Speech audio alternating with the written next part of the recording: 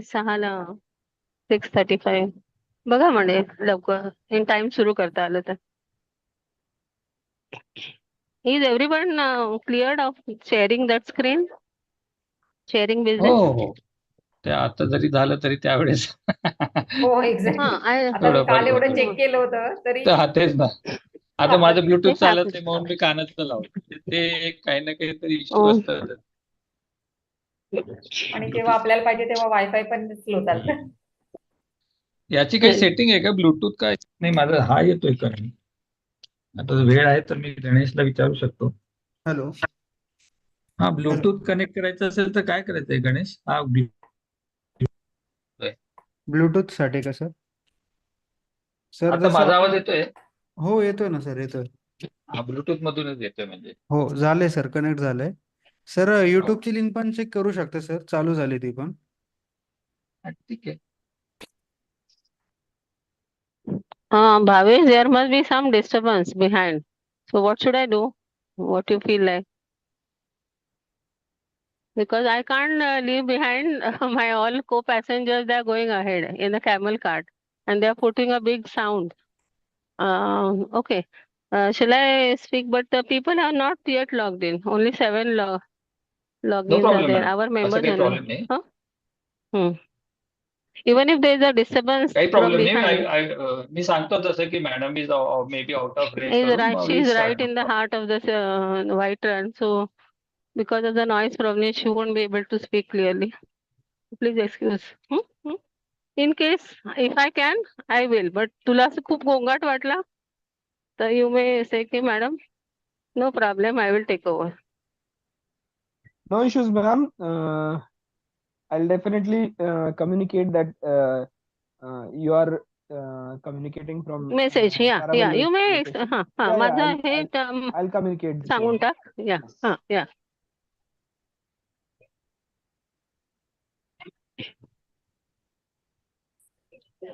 Joseph,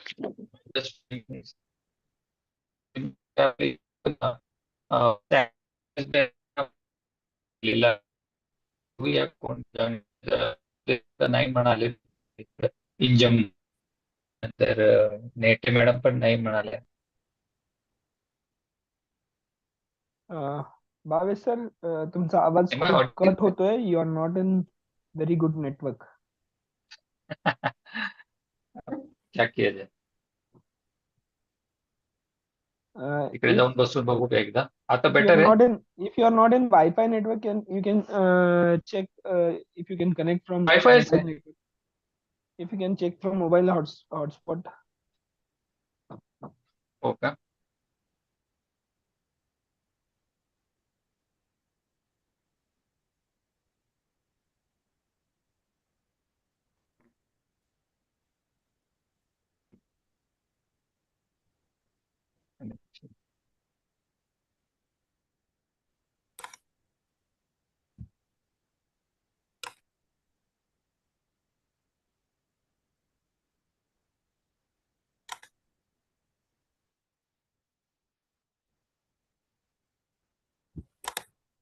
आता मी mobile मध्ये connect करतोय.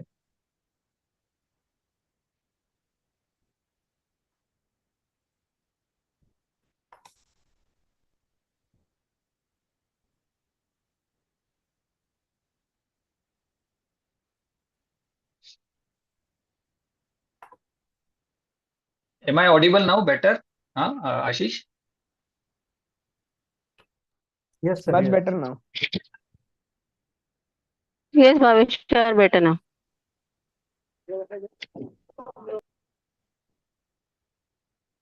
So, do we have any dignitaries from SAMS?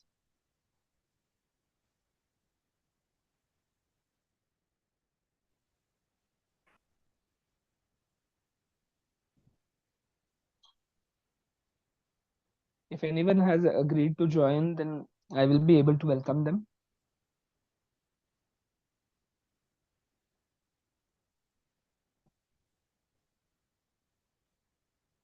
Bhavesh sir, you have any idea about that?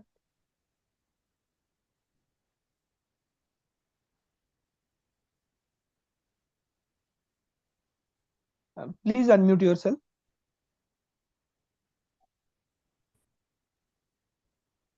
हा, now it is better. या better. मला वाटतं मग याच्या आता स्पीकरवरच ठीक आहे बोलावं. आवाज. Yes, better. हो ना.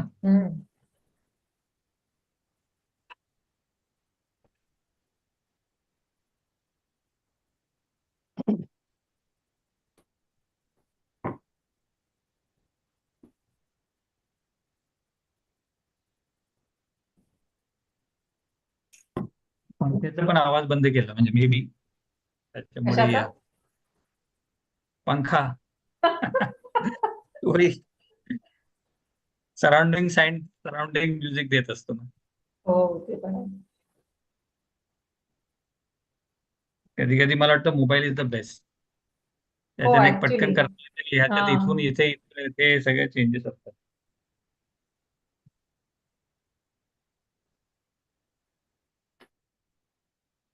आयपॅड वापरत चेक नाही असल्यामुळे केलं ना. मी लॅपटॉप खूप दिवस उघडला नव्हता त्यामुळे. अमोलला एकदा जस्ट कन्फर्म करतो.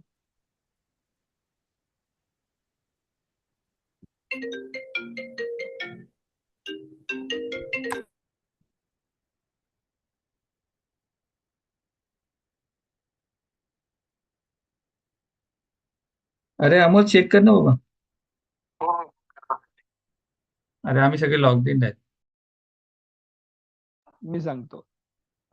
गणेशजी, शुभांगी मॅम जॉईन झाल्यात. Can you please unmute her and make her co host.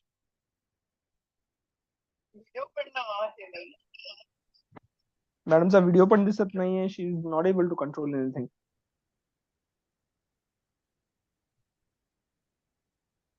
I'm here, but there are a lot of disturbance around. That's why I'll be listening to you. I'll be listening to you.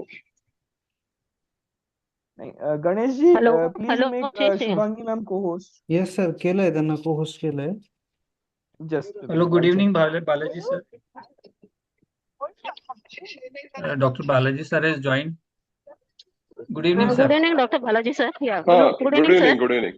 Good Good evening. evening. Best of Welcome, luck. sir, for today's webinar. Yes. Thank you, sir. Yes. Yeah.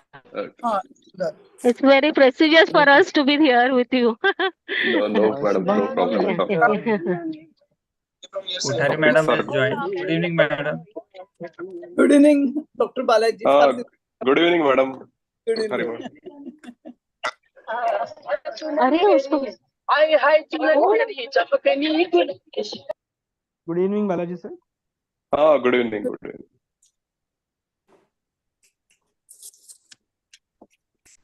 अजून लोक join होते. Wait for couple of minutes. एक 10 एक minute 2-3 थांबूया. मिनिटं. हा, 5-1 minute card चालू करू मग.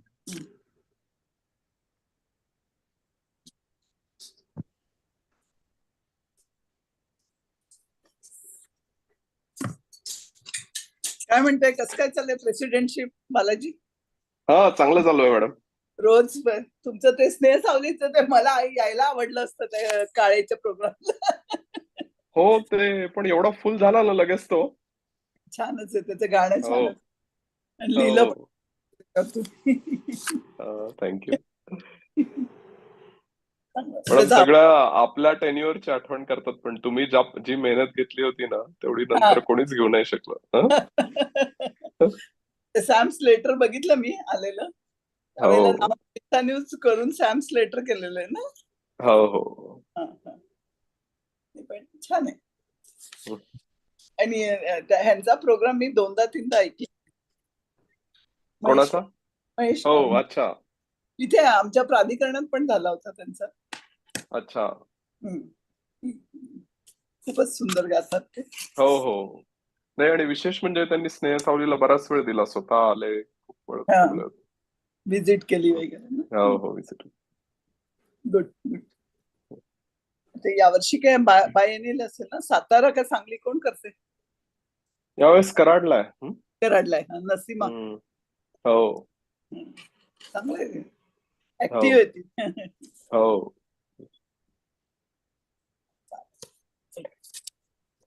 The speaker, the Samrat, he is a cardiac anesthesiologist. Samrat and Prakash Borude. हे Deepak Borde. Both are Deepak Borude. Cardiac Both are, anesthetist. I think, from Owen Group. Yes yes. Ozone. Deepak आमच्या या ग्रुपमध्येच या. आहे. Ozone. अच्छा. Okay okay okay. खूपच छान खूपच झालंय. द छान वे ही information. Explain the today echo. Yeah. The echo is just like when we heard of. I mean, just now, a few days back, I attended ISNAC, and there we have Okay. learned how to diagnose the rise in the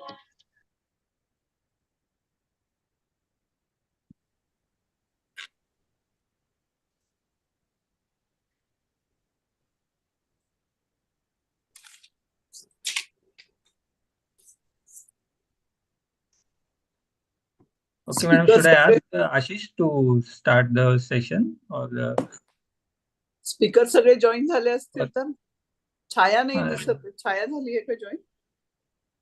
madam? छाया पण आहे ना? हो आहे madam आहे. मॅडमला phone केला होता, madam सांगितलं पण आहे. हा.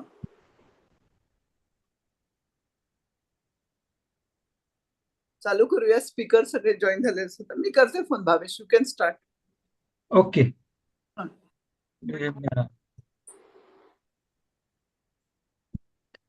So good evening and welcome everybody.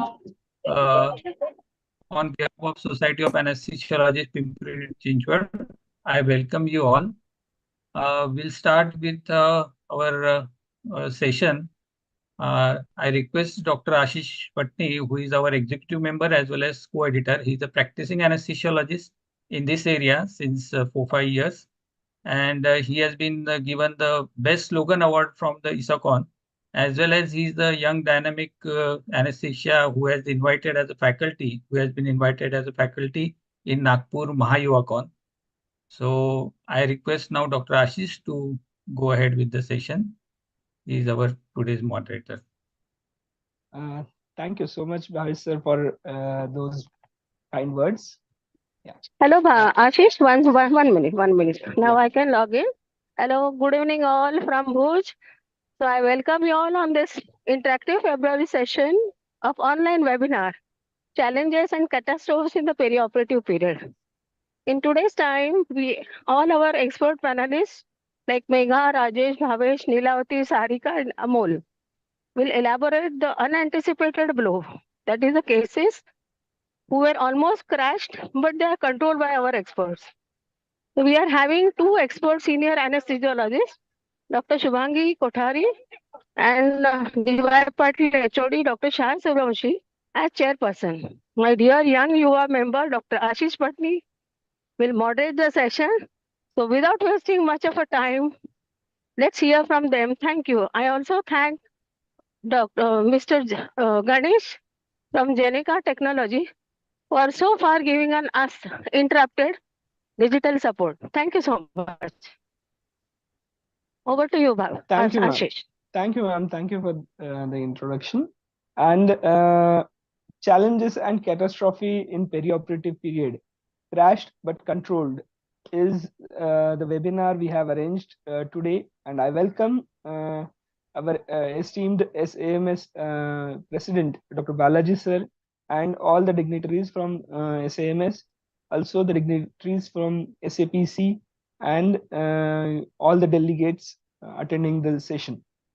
So whenever we are practicing in anesthesia and perioperative period, many a times we suffer or we encounter from the challenges, from the catastrophic events, and it becomes many a times difficult to shy away from them, and we have to manage those events. And some of those events we are going to discuss today. We have very good esteemed faculties who will be able to tell us their own experiences and their own methods, how they have come out from the catastrophic events. Without taking much of your time, I would like to request our President, SAPC, Dr.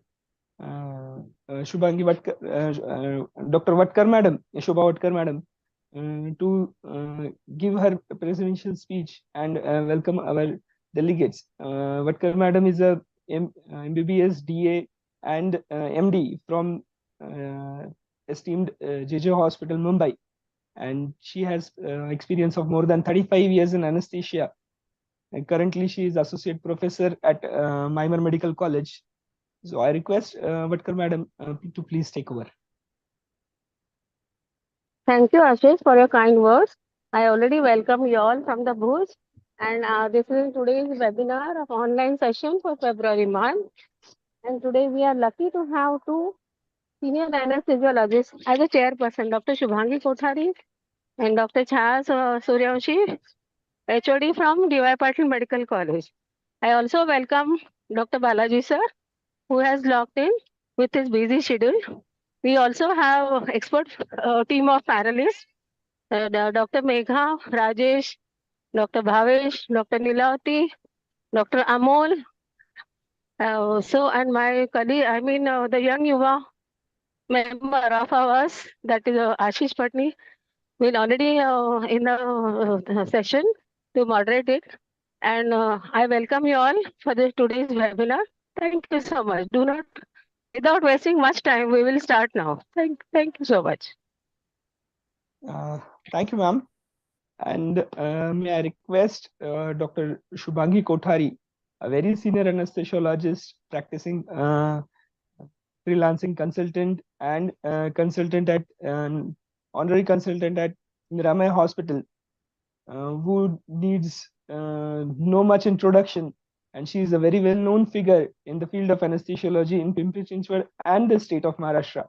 Also, I request Dr. Chhaya Suryavanshi, professor and HOD of DY Patil Medical College, Pune.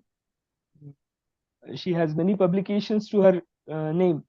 So I request both of them to kindly chair the session. Thank you, Ashish. You can proceed further. Thank you, ma'am. So the first of our presentations will be from Dr. Megha Sonawne about uterine inversion with shock. Just a second. Dr. Megha Sonawne is a senior resident at Department of Anesthesia, Mimar Medical College, Talegaon, Pune.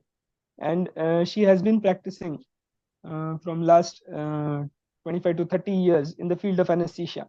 May I request Dr. Megha ma'am to continue with her presentation.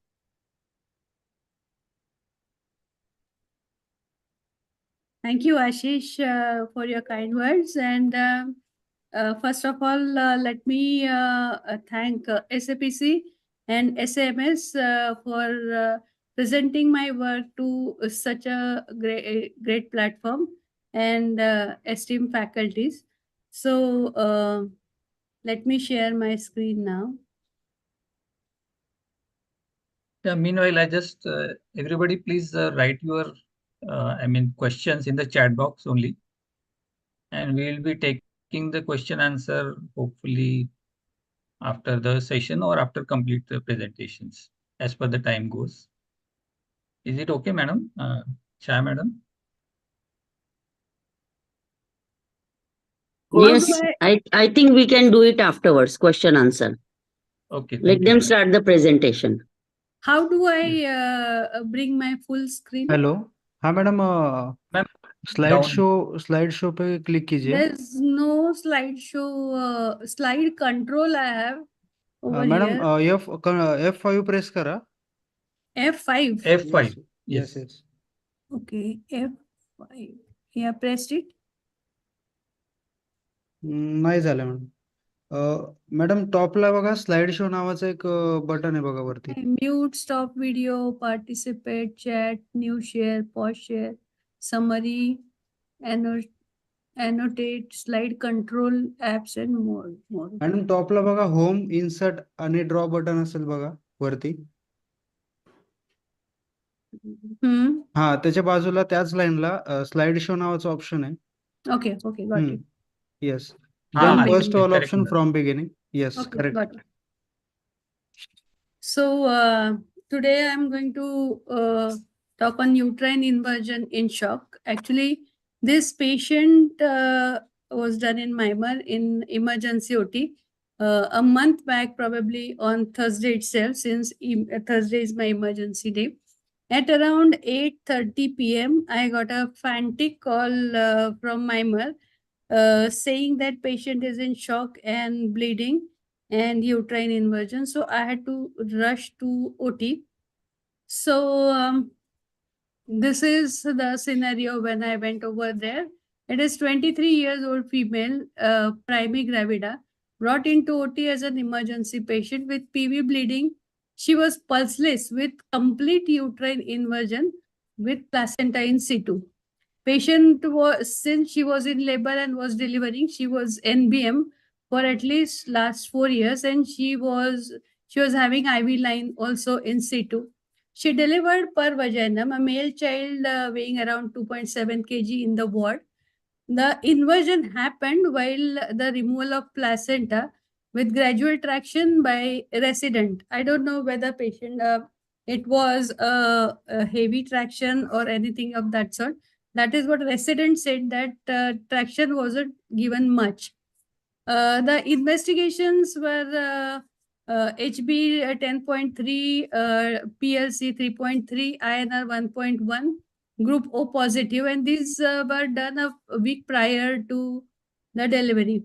The NC sonographies, nothing was mentioned about placenta. There's no placental anomaly on USG previously done. That was also around a week back, before delivery. So when we examined the patient, the peripheral pulses were not felt. BP was not recordable. Patient was conscious but very, very restless. Her heart rate was something like 147 per minute. So our immediate diagnosis was complete uterine inversion with neurological and hypovolemic shock, and plan to do the patient was under GA, obviously. So let me tell you something about the uterus. So this is how the uterus looks like, with a fundus convex and both the round ligaments and tubes on both the side of the uterus. And this is how the uterine inversion look like. So as they give traction on the placenta, so the fundus starts denting inside along with placenta, and with further traction, even the round ligaments and the fallopian tubes, they get dragged in. And still, if the placenta is not separated or the uterine inversion is not taken care of, partial uterine inversion, the whole uterus gets inverted along with round ligaments and fallopian tube along with it. So it was an emergency, and we immediately started managing the patient. Two wide bore 18 number intracath. One was already placed by obstetrician, and that is protocol of Myanmar, to have 18 number intracath for the parturient delivering. One, we managed to get it on the other side, other hand. The 2 whole blood and 4 FFP were arranged. We gave glycopyrrolate MSET 100 milligram hydrocortisone immediately to the patient. Induction was done with injection propofol and injection ketamine 50 milligrams each, followed by scoline 100 milligram to facilitate the intubation. Intubation was done with number 7 Portex cuffed endotracheal tube. Since gynecologist was asking for profound relaxation, we gave 25 milligrams of atracurium, and patient was put on the controlled ventilation with 50% oxygen and nitrous oxide. Simultaneously, from both the IV lines, we started IV. So on one side, 500 ml NS was pushed, and from other side, the Haystar was started. The BP, then after around 10 minutes, we could feel the pulse. It was very feeble, and BP recorded something like 70/40 with a heart rate of 148 per minute. So to bring the BP up, 100 mics of phenylpress was given as a bolus over 5 minutes, and 100 microgram phenylpress 10 minutes. was put into the drip 1 NS of 100 ml. Now BP came up with and maintained on around 100/60 with the dropping of pulse rate to around 120. It was regular and good volume pulse. At that time, we gave around 50 milligrams of fentanyl and 1 milligram of midazolam to maintain the anesthesia and analgesia. So this is how the inverted uterine inversion looks like from above, from the abdomen. So the whole thing has got inverted with round ligaments along with it and tubes also. So placenta was removed completely by obstetrician, but uterus could not be reposited back through vagina due to a ring formation around internal os that is called as Bandet's ring. So then they decided to proceed per abdomen and took financial incision. After long efforts, uterus was brought back to its shape with controlled traction on both round ligaments gradually. Injection pause was also given 1 gram and Silate 500 grams was given to the patient to reduce the bleeding with Pitocin 20 units in drip and Methagin 1 ampule given IM for uterine contraction. Now the BP had come up and the phenyl press drip was withdrawn and the patient was by that time and the patient was reversed with neostigmine 2.5 milligrams and injection glycopyrrolate 1.2 and patient was successfully extubated. The post-operatively patient was comfortable, heart rate was something like 94, BP BP was 130/80 in spite of stopping phenyl press drip. Patient was wide awake and with normal respiration. Patient was shifted to ICU for further management. Mimar obstetric department has a very good obstetric ICU. After going to ICU, the hemoglobin was 6.8, platelet count was 2 lakhs, INR was again 1.1. Patient was hemodynamically stable. So with 2 more blood transfusions, she had hemoglobin of 9 grams, doing well and admitted still in the ward for further management. So this is, so thank you. This is how we managed that case that day. The scenario went on till say around 1 hour to 1 hour 10 minutes, but it was nightmare for head and side to manage this patient since there were lot many expectation from obstetricians from us and we had to look after the bleeding part also which was there from vagina and to resuscitate the patient at the same time. So this was my case.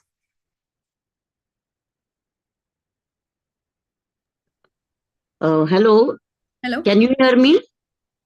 Yes. Yes, ma'am. Yes, ma'am. Yeah. Audible. I'll just give a few inputs in this. Actually, uterine inversion with shock is the emergency situation. It can be either happen with either moderate to very severe bleeding. In madam's case, it was quite severe bleeding and patient was, it's an emergency and it can happen mainly during the improper traction or taking out the placenta, either during normal delivery or during LSCS when sometimes they do hurriedly. So in that case, patient can land up into 2 problems, either the severe hemorrhagic shock, where we have to actually start with the first the blood and blood products has to be keep ready and till that time we have to give the proper fluid resuscitation. And secondly, patient also can land up into neurogenic shock, which will be because of the this thing when they pull this because of the inversion of the uterus, the stretching of the pelvis can increase the vagal tone and that can increase the sympathetic parasympathetic nerves and can cause the severe neurogenic shock. So anesthetist has to be very careful regarding this hemorrhagic shock as well as other part, and it is very well managed. And from the obstetric point of view, I wanted to know whether have they given any uterine relaxant drugs, because the role of, if you give the uterine contracting drugs, like they give pitocin, which can further leads to more bleeding. So obstetrician should give either relaxing, uterine relaxing drug like NTG they can start, or magnesium sulfate, like that. So it must have been done in the post-operative period, I think. So it was wonderful presentation. Thank you. Thank you, ma'am. Thank you, ma'am. Megha, Yeah. I would Yes, like ma'am. to ask, was there any history of sort of a cardiac arrest? Most of the time when the inversion occurs, severe bradycardia and patient can go into the cardiac arrest. That's one thing. And when you reached, how much was the blood loss? Ma'am, Do you actually have there any- was no history of cardiac arrest, so patient was just rushed to the OT along with the obstetrician, and there was blood and thunder. So probably she must have lost something like more than 500 cc's of blood, either during in the labor room or in the, even when she came in OT and lithotomy was given, she was still bleeding because placenta was still attached to that inverted uterus, and she Okay. was bleeding. Okay. Thank you. Okay. No more questions. That was Thank really you, thank you so much for chairperson's input. And it's very important for the those who are doing such cases to manage how to manage, how much to estimate the blood loss, and how much to be not to be panic at that time. But with the help of the obstetrician, you can manage these cases very well without cardiac arrest and neurogenic shock. Thank you so much. The one thing I just want to appreciate from Myanmar obstetric side, that they always put 18 number intracath for delivering parturition. So that came to our help very much for pushing up the fluids, and because of that we could manage this patient very well. a very well presented case, ma'am. Thanks for your presentation. And now I would like to move forward for our next presentation. It is on the topic of anaphylactic shock during peripheral nerve block. And it will be presented by none other than our own secretary, Dr. Bhavesh Sheth. He is MD Anesthesia and Critical Care, along with Interventional Pain Fellowship he has recently completed. He is consultant anesthesiologist and director at Sterling Hospital and Imperial Hospital. Past treasurer and present secretary of our SAPC. May I request Dr. Bhavesh sir to please continue with his presentation. Yeah, madam, have you stopped sharing the, because I am not able to find. I have Ganesh? already stopped sharing. Okay, so Ganesh, can you make me co-host? Because, Yes, sir. Yes. yeah, I got it now. Thank you, Ashish, for kind words.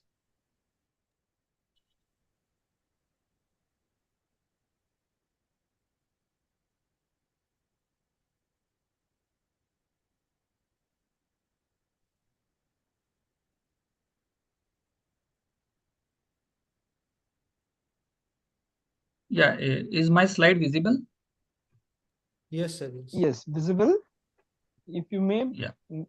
please Yeah, go into okay. the full screen mode. Yeah. So actually, this anaphylactic shock during peripheral nerve block, actually it is done by Dr. Rajesh Kavde in a private orthopedic hospital. And after the shifting to in our setup, Sterling, then I joined him in the ICU.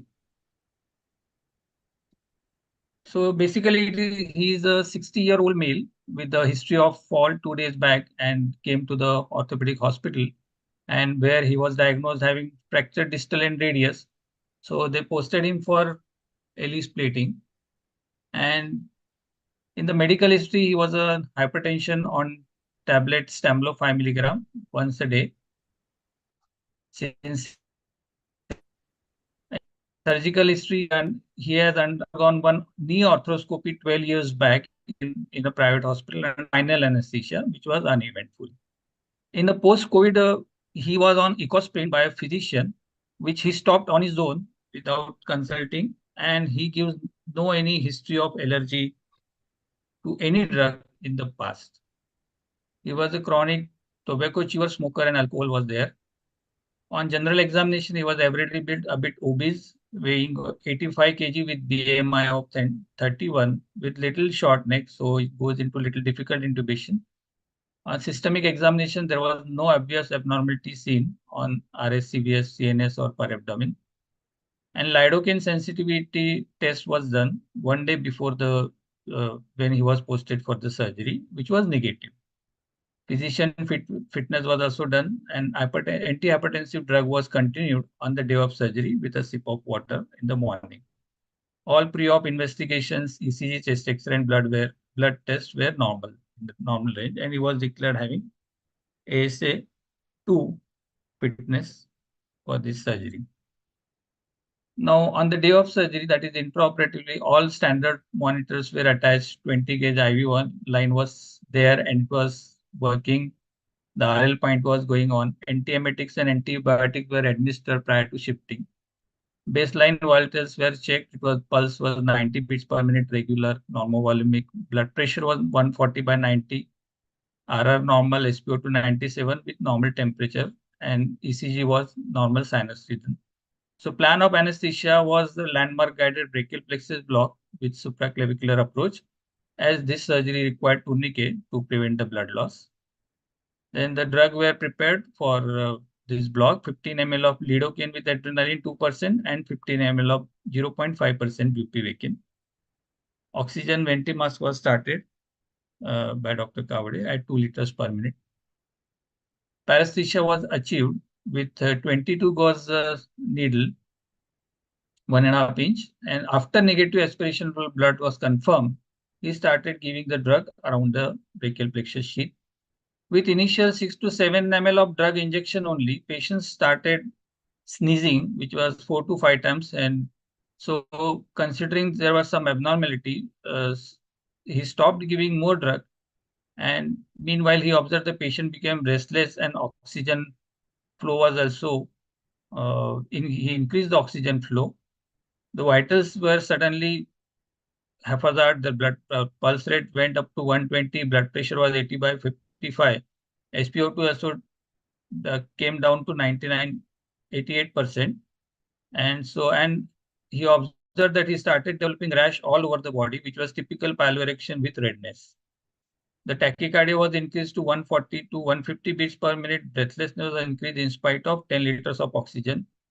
And so he alerted the surgeon and staff for emergency due to maybe drug reaction.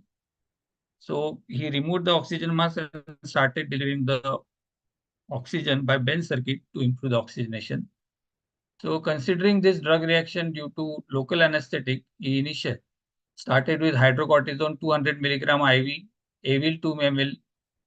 There was no improvement. In next 1 minute, he gave 1 ml of intramuscular adrenaline. Then SpO2, but still worsened to 70%. So he decided to secure the airway and give 100% oxygen. With IV midazolam and propofol, followed by succinylcholine, he intubated the patient. He could see the edematous epiglottis under the laryngoscopy, and he could secure it with the help of the bougie. 8 number tube was secure. Then he talked with the surgeon and relative and decided to postpone this surgery, and he requested we will shift it to the higher center, and cardiac ambulance call was given. With rash all over the body, facial congestion, angioedema, conjunctival redness, SpO2 was still persisting with on the lower side in spite of 100% oxygen. So IV adrenaline 0.5 milligram diluted in 10 cc was given, which is again repeated after 5 minutes. And noradrenaline drip was started with 50 ml infusion at the rate of 10 ml per hour. After 10 to 15 minutes, SpO2 improved to 95%. NIBP also improved to 140 by 80 from 90 by 60. Then he gave the vecuronium 4 milligram. With the ambulance arrived, he shifted this patient to Sterling Hospital. In the ICU, of course, intensivist our physician, cardiologist, Dr. Upadhyay attended this patient. There also standard monitoring was started with the patient on ventilator and central line was inserted. CEP was monitored and kept around 10 to 12 centimeter. ABG also sent with baseline all investigation cardiac markers. 2D echo was immediately done by the cardiologist, which showed LV hypertrophy with decreased septal wall mobility with EF was 50%. And the blood investigation absolute eosinophil count of 1000. Adrenaline infusion was started at 4 ml per hour. IV Lasix 40 milligram and dexamethasone 8 milligram given to wash out the drug. Patient started recovering after 2 hours. Rash and angioedema also disappeared in due course. Patient became awake, chest was clear, and vitals came to normal. The noradrenaline infusion tapered off in the next 2 hours, but adrenaline infusion was continued. So total 2 milligram of IM adrenaline and 1 milligram of IV adrenaline, as well as after that for the next 24 hours, adrenaline infusion was continued. Patient was extubated after 6 hours and discharged on the third day after observing 48 hours in the ICU on anti-allergic drugs, and surgery was planned after 10 to 12 days, which is not yet taken place. It is a recent episode only. So the take-home message was any drug can be a potential allergen to the body. Emergency card should be well equipped and handy even in a minor case, and always call for the help and involve many specialist consultants to give the best of care. And preoperative echo should be mandatory for ASA2 and about 50 years of age. Unfortunately, this was not done in this case. These are just algorithms which is I found in the Google. So if it is given very clearly, epinephrine is the first drug of choice, and after that we can repeat it after 5 to 15 minutes. Thank you very much.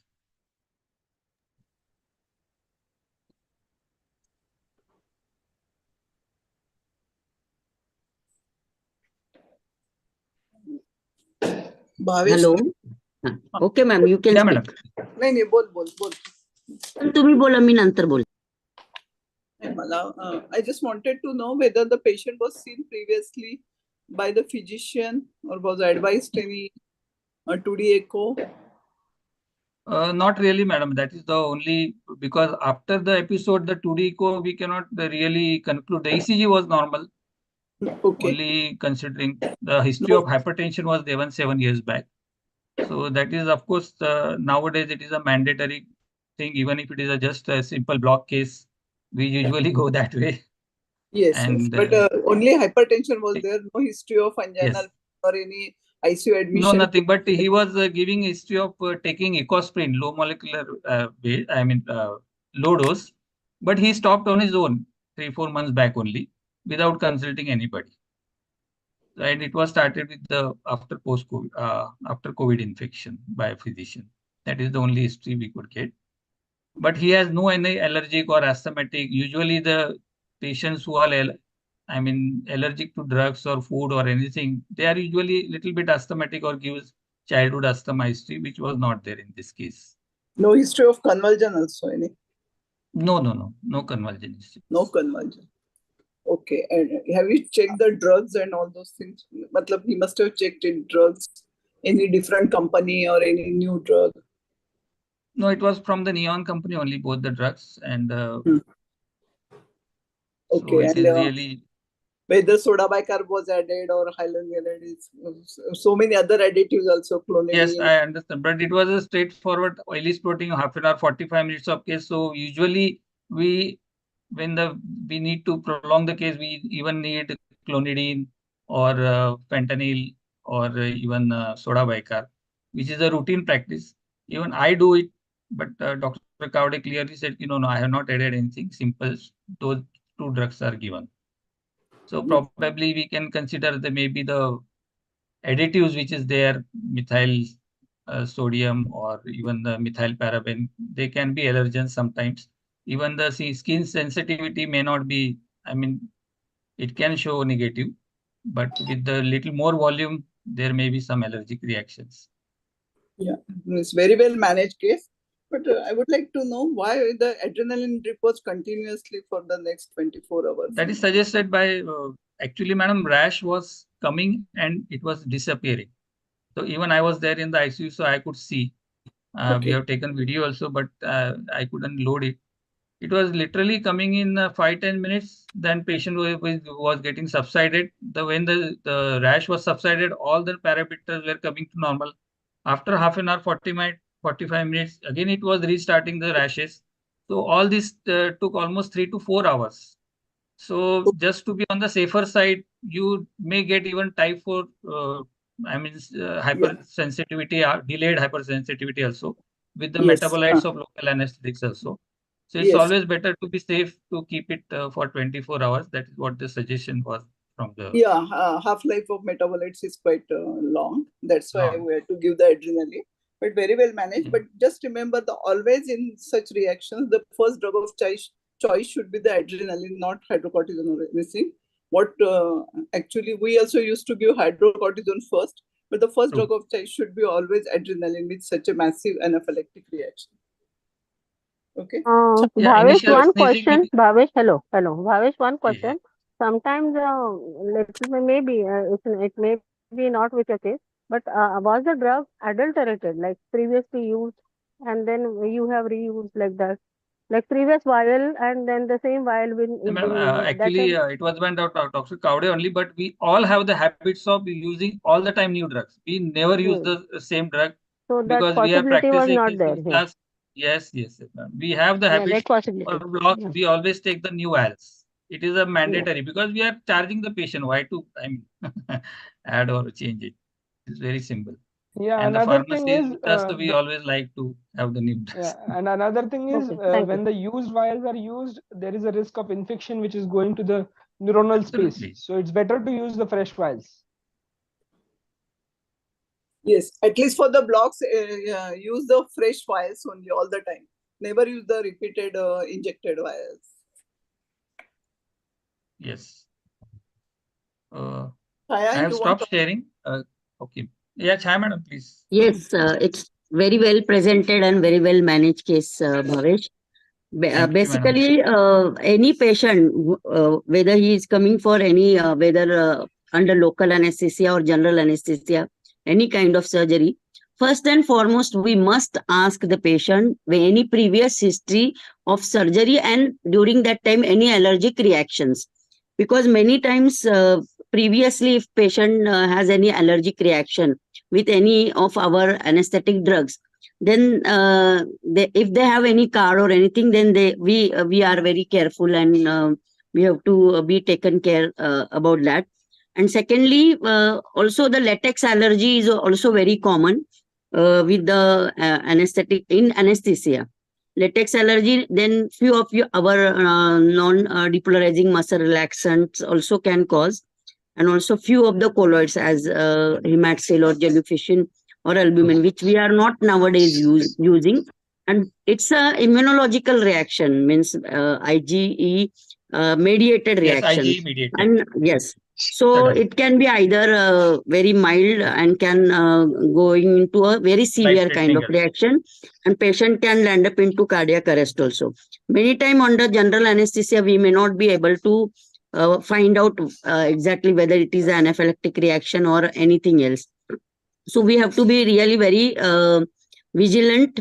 And a few of our anesthetic drugs, like even local anesthetics, because it has some methyl paraben or other this thing, can cause the allergic reaction. So we have to be aware what kind of drugs will cause.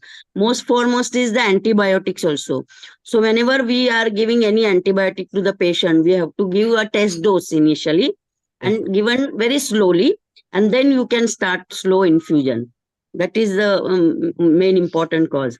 And the most important drug is adrenaline, as madam was also saying. Ki hydrocort is not much role, but adrenaline has alpha 1 as well as beta 1, beta 2, both action. So alpha 1, because of it increases the peripheral vascular resistance, and because of its beta 1, means it is increases the inotropic, chronotropic actions and bronchodilator. So that is why you have to first and foremost give adrenaline and then further other drugs, and you have to be very careful. And with the patient card, you can write down about the allergy. That's all. Thank you so much. Thank you, madam. Thank you for the nice inputs. Chaya madam, would you like to give a message in this case to use a preservative-free drug? Like you said, there might be chance of methyl paraben, propyl paraben preservative reaction. So, do you advise them to use the preservative-free solution? Madam, preferably if it is available like xylocardanol, you can give, but you have to be very careful because all patients may not develop these allergic reactions. They And had this already patient was tested. We are tested using it on quite the xylocardanol. frequently with our local this thing. But if the Actually, madam, patient he has is giving undergone any history, then we can think of it. knee arthroscopy in the And past, and even Xalocase sensitivity test was also sensitivity done. Both the was things were not already in favor. done. Like he is not giving any history of allergy. Also, it was a real surprise actually. Yes, So, yes, correct. was fortunate And that I we could. don't think so. The handle. Xylocard is available as a preservative free, but LDR, like lignocaine adenine, is not available as a preservative free. Yes, Not it is available. not In a vial, available. it is always with So we methyl have paraben. to, Yeah. we have to, you can give, but we have to be very careful with any drugs. The patient can develop any allergic reaction because Yeah, of the constant vigilance. Constant vigilance. vigilance is always Yes, should be always be there, yes, and you be ready with your even something happens, you have to be ready with your Armamentarium. intubation, everything. Absolutely. Yeah, armamentarium. Yeah, yeah. Even if you give blocks or some local, your armamentarium should be there with intubation and all crash drugs with the crash card. Yeah. so we have to always prepare, even if you are doing in private also, you have to prepare with your all important drugs that has to be there. Yeah. That's a Emergency take-home drugs. message for everyone. Yes, Yeah, and how to manage it. Yeah. Thank you very yes. much. Thank you, Okay. Rajesh and Bhavesh. You managed the case Yeah, very thank you, well. madam. It was really Yeah. crash, but nicely controlled. Thank you. Actually, Rajesh couldn't join us, but I will convey him our experience. Thank you, madam. Bhavesh, Dr. Bhavesh, I stopped. Yeah. is there any history of allergy you have asked in post-operative period to the patient? No, madam, we have asked, but Yes, there was history. no allergic because everything. I mean, retrospectively, we inquired everything, but he didn't give any history. It was a Okay. Srivastava patient. I don't know whether it is nothing to worry. I mean, nothing to correlate, but they were not giving any history whatsoever. And they are staying here, Pimpri Chinchwad, since like 20-25 years. Oh, So, okay. okay. I Okay. think Dr. Neelavati can. Yeah, Ashish, please go ahead. So it was really uh, alarming situation for the anesthesiologist and the patient, and it was really well Hello, managed can I on ask your one side. question, Ashish? Hello? Yes, ma'am. Hello? Yes, you can ask.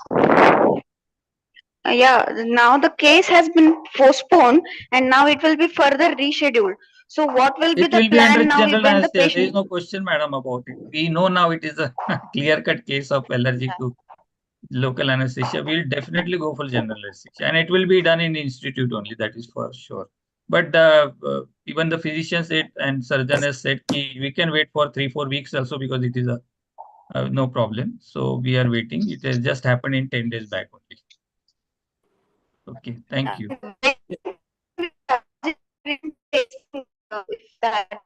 Allergic testing is Bhageshri ma'am, your voice is breaking. Yeah, It's we'll not go to audible. the next case, Ashish. Yes. So it was really well managed case, as everyone has said. So now we'll go ahead with the next presentation, that is cardiac issues in laparoscopic cholecystectomy. Since laparoscopic cholecystectomies are increasing day by day, and many of the cardiac patients are coming for the procedures, so how to manage them is being discussed by Dr. Neelavati Kaslale ma'am, who is a cardiac anesthesiologist, DA, DNB, and fellowship in cardiac anesthesia, and she's practicing cardiac anesthesia from last 18 years, since 2006.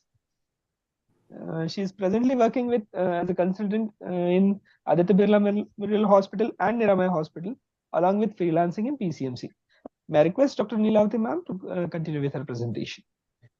Thank you, Dr. Ashish. Good evening, everyone. Slide share. Come.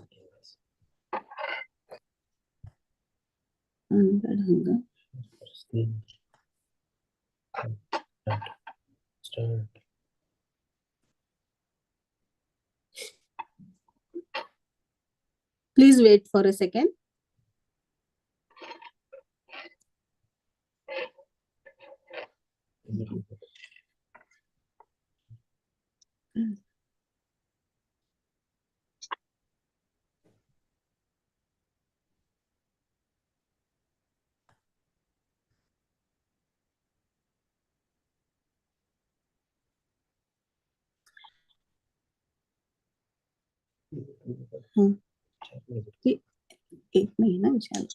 Sorry. Is it visible? Am I audible? Yes, yes. Please, madam, go ahead. Okay. Good evening, everyone. Myself, Dr. Neelavati Kashnare, will be discussing cardiac issues in laparoscopic surgery. These are the common issues, but they are very important. Okay, the incidence of cholecystitis in the world is about 2 to 20%, and it is more frequent in the elderly patients. Most of these elderly patients already have some cardiac issues like heart block, ischemic heart disease, or some can even have the congenital heart diseases like atrial septal defect or valvular heart disease. Nowadays, most of the surgeries are carried out laparoscopically because it minimizes the abdominal incision, preserve the diaphragmatic function. The potential benefits of the laparoscopic surgeries are reduced adverse events, pulmonary functions are preserved, less postoperative ILS, early ambulation, economic benefits like shorter hospital stay, early return to work, and normal activities. But these are advantages, but these procedures are not also devoid of any adverse effects. To carry out these procedures safely, one should know pathophysiology, hemodynamic changes occurring during these procedures.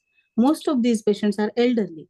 They already have many comorbidities, so minor changes may lead to myocardial infarction and arrhythmias. The adverse effects during laparoscopy surgeries are due to pneumoperitoneum establishment, intra-abdominal pressure, systemic absorption of carbon dioxide. Then there are risk of visceral injury and difficulty in evaluating blood loss. The effects of pneumoperitoneum leads to biphasic behavior, such as within the initial 5 to 10 minutes, it will decrease the heart rate to 35 to 45%, and it increase the mean arterial pressure. After 10 to 15 minutes, these things re-establishes. SVR comes down and heart rate comes back to normal. The COPE sign, which is very common sign, which is a cardiobiliary reflex, is vagally mediated. Though during a laparoscopy, we give epidural, but this COPE sign happens because we are blocking only the sympathetic system, and the parasympathetic is unblocked. So the vagal reflex, because of this peritoneal stretch and intra-abdominal pressure, is very common. Special attention to patients who have conduction blocks. The patients who have already the first degree block, they can land up further into the second degree or third degree heart block. So we have to be careful in these patients, as the older patients having the degenerative changes in their conduction system. In the ischemic heart disease patients, it leads to inflammation, hypercoagulability, and pain, so they are more prone for myocardial infarction during the procedure. There will be oxygen supply demand mismatch due to increased heart rate, mean arterial pressure, and systemic vascular resistance increases, as there will be decrease in the cardiac output and 50% decrease in the cardiac index due to increased SVR and hypovolemia because of the peripheral pooling of the blood because of this increased intra-abdominal pressure. If the patients are already on beta blockers, there will be exaggeration of the heart block. So we have to take care. Is it really needed? Beta blockers are needed. So ECG and conduction ECG is very important in these patients. Increases the peritoneum, increases the severity of valvular regurgitation as the systemic vascular resistance increases. increases, there will be regurgitation and the patient can land up into congestive cardiac failure. So attention should be given to preload and afterload. Now these are the effects of increased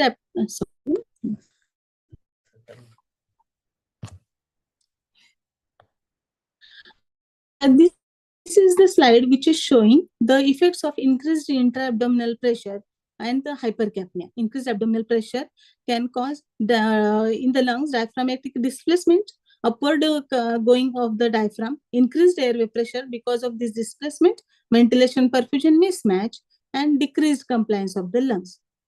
In the heart, it increases the right atrial pressure, systemic vascular resistance increases, and cardiac output decreases. In the splanchnic, it decreases the splanchnic blood flow, decreases the hepatic artery and portal venous blood flow. Renal decreases in the renal blood flow, decreases the GFR, and it causes the oliguria. But as soon as the surgery finishes, within 24 hours, renal function resume normal. In the lungs, the hypercapnia causes increased pulmonary vascular resistance. Pulmonary vasoconstriction will be there, so there is increased pulmonary artery pressure. So it is difficult for the RV to contract, and there can be pulmonary hypertension. There can be subcutaneous emphysema and gas embolism because of the stretching of the abdomen. And if the if some vessels are open, there will this gas can enter into the circulation, and if 2 ml per kg above that, if the gas enters, there can be gas embolism. In the hypercapnia causes the arrhythmia, myocardial depression, myocardial ischemia, impaired hemoglobin affinity for oxygen transport. In the splanchnic, decreases the hepatic and intestinal pH, so it causes acidosis. In the kidney, it also increases the renal proton excretion.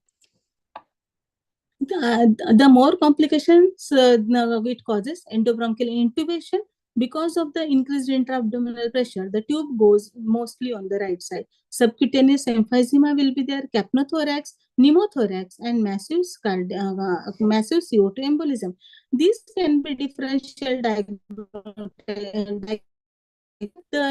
monitor of EtCO2, PCO2, and SpO2. Renal complications, as I said, there is decreased glomerular filtration rate, decreased creatinine clearance, decreased sodium excretion, and decreased urine output. So we have to be careful if already patient is having some renal problems. How to avoid complications during laparoscopy?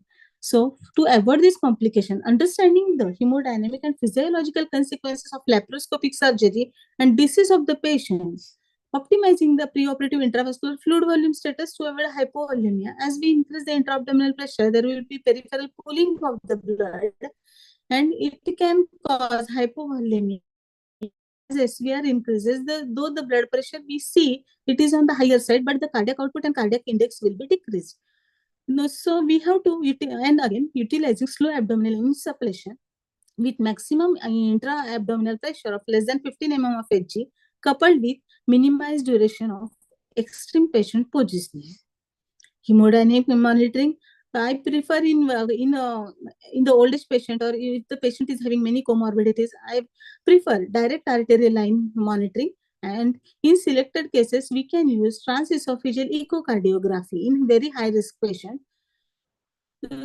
Placing an arterial line for monitoring of partial pressure of CO2 if in case of gas embolism where EtCO2 may be unreliable. ABG if required. Applying a team-based approach among the preoperative consultant, anesthesiologist, surgeon to determine the intraoperative plan to mitigate the cardiovascular risk. The main complication during this laparoscopic surgery, because of stretch of the peritoneum, stretch of the abdomen, and hypercapnia, there are heart blocks are triggered. The factors which trigger these heart blocks are use of beta blockers, vagus stimuli, hypotension, acute cholecystitis, surgical stimuli, and pain. So we have to avoid the superficial plane of anesthesia. We have to keep the patient deep. We have to monitor whether patient was on beta blocker and adequate volume. And now I am telling one interesting case report, and which the patient was posted for laparoscopic tubectomy. And this patient was a 32 years old female patient who was a grade 1 patient. The gynecologist started, the patient was induced, and the gynecologist pneumoperitoneum was done. And for initial 15 minutes, the patient was very stable. After for the the second puncture, which was made for cauterization of these fundal tubes, I will show the ECG. This is the ECG during that period. The patient landed in asystole. The asystole was 9 seconds. They thought of that because this is because of the carbon dioxide. The desufflation was done. Sinus rhythm resumed. Again, they tried electrocauterization, but again there was bradycardia, which was treated with injection glycopyrrolate 0.4 mg, and again they insufflated the CO2 with low pressure after giving this glycopyrrolate, and they did the they did the tubectomy, and the procedure was done successfully. This is the ECG of that patient. These P waves are not followed by the QRS complexes, and there is a first degree heart block. The conclusion shows that possible role of vagal stimuli caused by CO2-induced peritoneal stretch as a possible mechanism of collapse during laparoscopic sterilization. So electrocauterization during this procedure can trigger the vagal tone. This is my case. We have taken every care to avoid the heart block, as our patient was an old 80 years old male patient. Patient was a known case of diabetes, hypertension, first degree heart block with mild pulmonary hypertension. 1 month back, this patient was admitted in Kolhapur for severe abdominal pain. That time, patient was in shock and hypoxemic. The patient's CT scan was done, which showed calculus cholecystitis with moderate gallbladder edema. This patient was posted for laparoscopic cholecystectomy. As the patient was not fit medically, as he was in shock and hypoxemic, the surgery was refused. They did only cholecystostomy with USG guidance. And after the medical management, patient was shifted to Pune in one private hospital. There, patient had, on admission only, patient had syncopal attack. Surgery was refused. They also managed this medically, and this patient was shifted to Niramaya Hospital. We did pre-anesthetic evaluation as per the guidelines. All the investigations were done. As patient had ongoing pain, we accepted this patient with high risk consent. As we know all the comorbidities of the patient, and patient had syncopal attack. We suspected it could be because of the transient heart block. Any acute or chronic cholecystitis pain should not be deferred, as patients can land up into exaggerated AV block and septic shock. It is usually observed that as soon as we take out the infected gallbladder, the AV block disappears and patient becomes comfortable. We did all the investigation of our patients, which were within normal limit. The WBC count was 19,800. USG abdomen showed gallbladder calculi, the inflammation and thickening. Bilateral pleural event was present.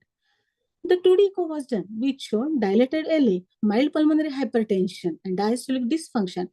The problem in these patients who have dilated LA, mild and pulmonary dilated LA and degenerative changes, they can, if we give atropine, they can land up into atrial fibrillation, that's mean tachycardia. So we have to be very careful for these patients. The ECG of these patients showed first degree heart block, prolonged PR interval was there. And thus, risk factors in our case were old age, known case of diabetic hypertension, first degree heart block, pulmonary hypertension, history of syncope. Now, how we manage this case? For the day prior, we give tablet compose, tablet PAN 40 in prior night. On the day of surgery, we give injection ondansetron 4 mg IV, injection PAN 40 mg IV before shifting to O2, and we nebulize this patient with Duolin and Budocort, as the bronchodilation helps in also decreasing the little bit pulmonary artery pressure. Before shifting to the patient OT, emergency drugs, equipments, all were kept ready. We informed the cath lab, be ready in case patient lands in complete heart block. By that time, we kept injection atropine, isoprene ready till we put the patient temporary pacemaker. Venous sheath, temporary pacing wires were kept ready. Patient taken in OT, monitors attached, pulse oximeter, ECG, and IPP. 2 wide bore cannulas were inserted. Left radial artery was cannulated with 20 gauge cannula and transduced so that we can get real time BP and we can get ABG if we need. Routine induction was done. Injection midazolam 1 mg IV, fentanyl 150 microgram IV, etomidate 8 mg IV. I prefer etomidate in these cases as propofol can lead to bradycardia. Your ventilation was checked. Injection vecuronium 6 mg IV was given. To reduce the stress response, injection Hyalocard 40 mg IV was given. Patient was intubated with cuffed endotracheal tube number 8.5. The air entry was checked and connected to the ventilator. Anesthesia was maintained with oxygen, AirCO, fluorine, and vecuronium intermittent. RILS tube was inserted as usual. ETCO2 was attached. Slow pneumoperitoneum created. Intraabdominal pressures maintained up to 12 millimeters of mercury. Airway pressures were around 25 to 30 millimeters of mercury. And in between, the hypertension was managed with infusion of nitroglycerin in small doses. Patient was stable throughout the procedure. Slow desufflation was done. Intraoperatively, we gave paracetamol as an analgesic, local infiltration with sensor canalcidone. Post-operative, patient ventilated with 100% oxygen. Time was given to wash out this carbon dioxide. For reversal, we gave Sugamadex 2 mg per kg. This patient was shifted to ICU with endotracheal tube because I thought as the patient was high risk and patient should not need any reintubation. In the ICU, after 1 hour, ABG was done. The ABG was within normal limit. Patient extubated uneventfully, and this patient discharged after 5 days. Thank you so much.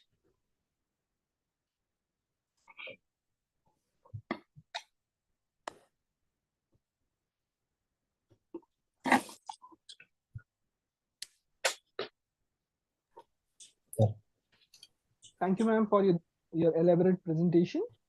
I request our chairpersons to have inputs on the presentation.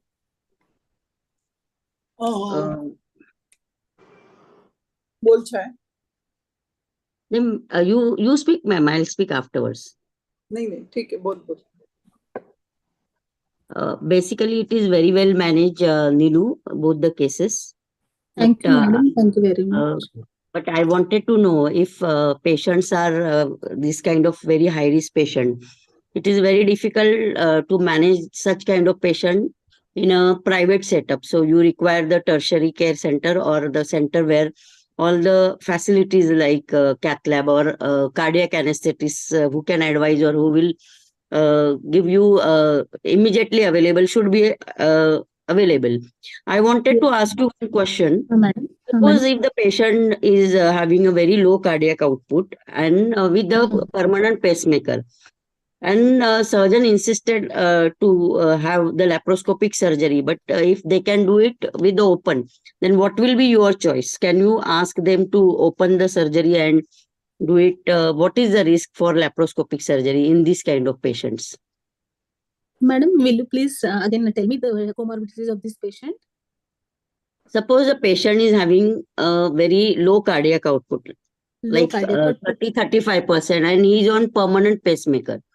Okay. And he is not for the laparoscopic coli, but just the small hernia surgeries, which can be easily done with the epidural or with the small dose of spinal anesthesia. But Yes, surgeon insisted to do it with the laparoscopy only. Then will you allow, or what will be your this thing? Madam, As a cardiac anesthetist. Yes, ma'am. What I feel, as the patient is already having permanent pacemaker, so we are safe on that side. And the patient's ejection fraction is 30 to 35%, madam. And we have to see how will be the hemodynamic of the patient. After all, how the cardiac output is maintained, that is SVR, and the volume, that is cardiac, which is the stroke volume. So we have to manage that. If we can see the BP 180, 190, but the cardiac output is very low. So that time, what I use a small dose of nitroglycerin to reduce the systemic vascular resistance so that stroke volume can be increased.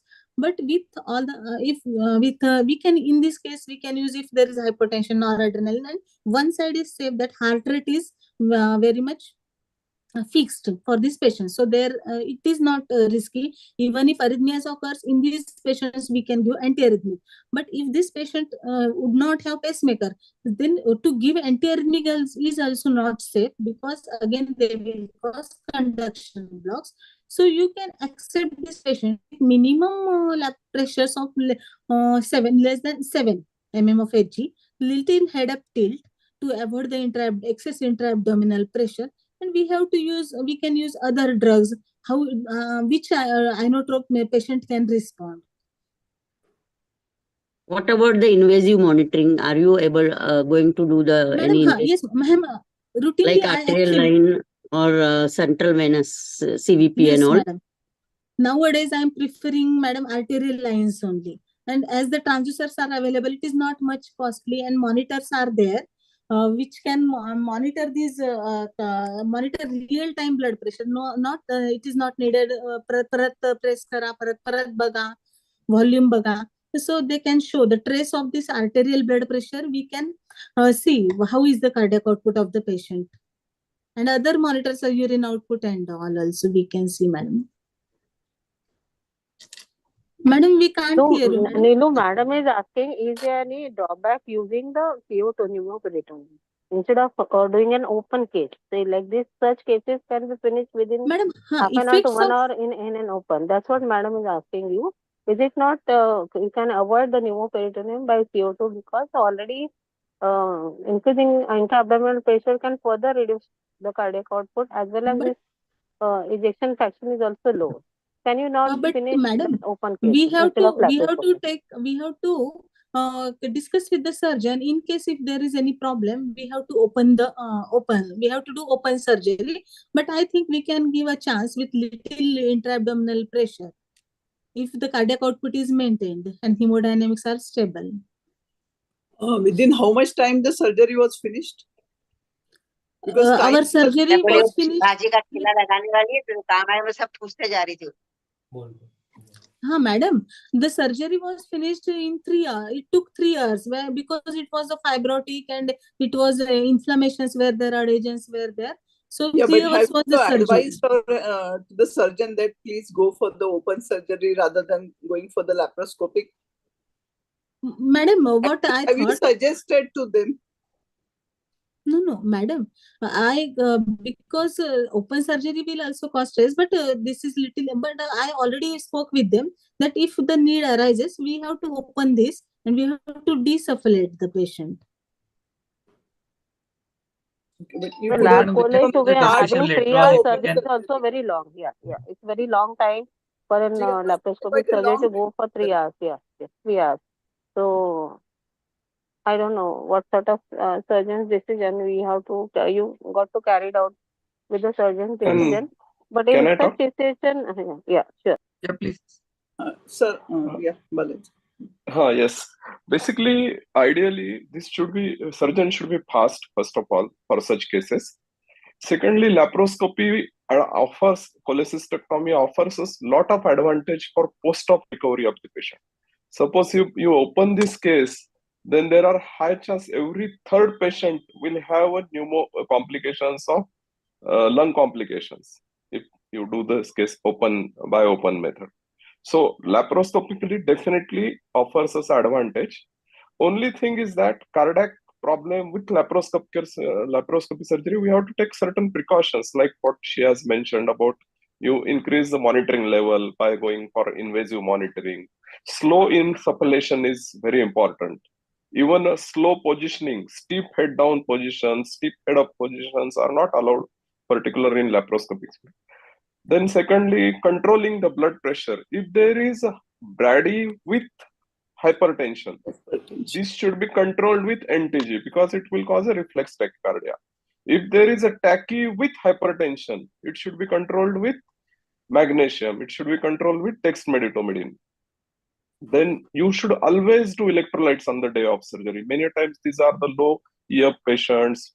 They are on beta blockers and due to they are on diuretics. So hypokalemia is very common. So heart is irritable. So you have to always optimize electrolytes, and due to laparoscopy, high chance of arrhythmia. So you should take these precautions. Now, another question was about pacemaker and anesthesia. So, if there is a pacemaker, first thing you must do is put this patient on asynchronous mode before doing the surgery. Then and then only surgery should be performed. Otherwise, patient will land. If patient has got a pacemaker and you start without putting him asynchronous mode, there will be a multiple problems. One comment about beta blocker: if patient is already on beta blocker, you cannot stop beta blocker maybe on 1 or 2 days before the surgery. You have to continue with the beta blocker. If you have got adequate time and beta blockers are showing the blocks on ECG, then you can withdraw the beta blocker, put him, this patient, on another kind of antihypertensive. Now we have got an excellent antihypertensive available, and then you post that patient after adequately withdrawing beta blocker. But sudden withdrawal of beta blocker is not allowed. And even one comment about ondansetron: patient with block, and if you give bolus ondansetron, it can exaggerate the block. Yeah, I These was are my going. inputs for this case. Thank you, Dr. Balaji. Yes, madam. Thank you, sir. Thank you, Ma'am, Balaji. can we move ahead with the other presentation, ma'am? Sure. Yeah. Yeah. Thank you, Balaji sir, for your inputs. I was actually going to ask for your inputs for this cardiac case. Yeah. Now, moving ahead with next presentation, we have Dr. Sarika Lonkar presenting to us. She is a consultant anesthesiologist since last 18 years. Worked with Aditya Birla Hospital and D.Y. Patil Hospital. She was founder secretary of IMAPCB Women's Wing, and she is a passionate women doctors cricketer. So she is going to present us on the BK amputation under peripheral nerve block for high-risk patients. May I request Dr. Sarika to please continue with her presentation. Thank you, Dr. Ashish, for your kind words. Am I audible? Should I start? Yes. Yeah, go ahead, Sarika. Yes. My slides are visible? Yes, they are go visible. ahead. No, slides are not visible yet. They are visible, ma'am. The first one is visible. If you can change and we can check again. Just 1 second.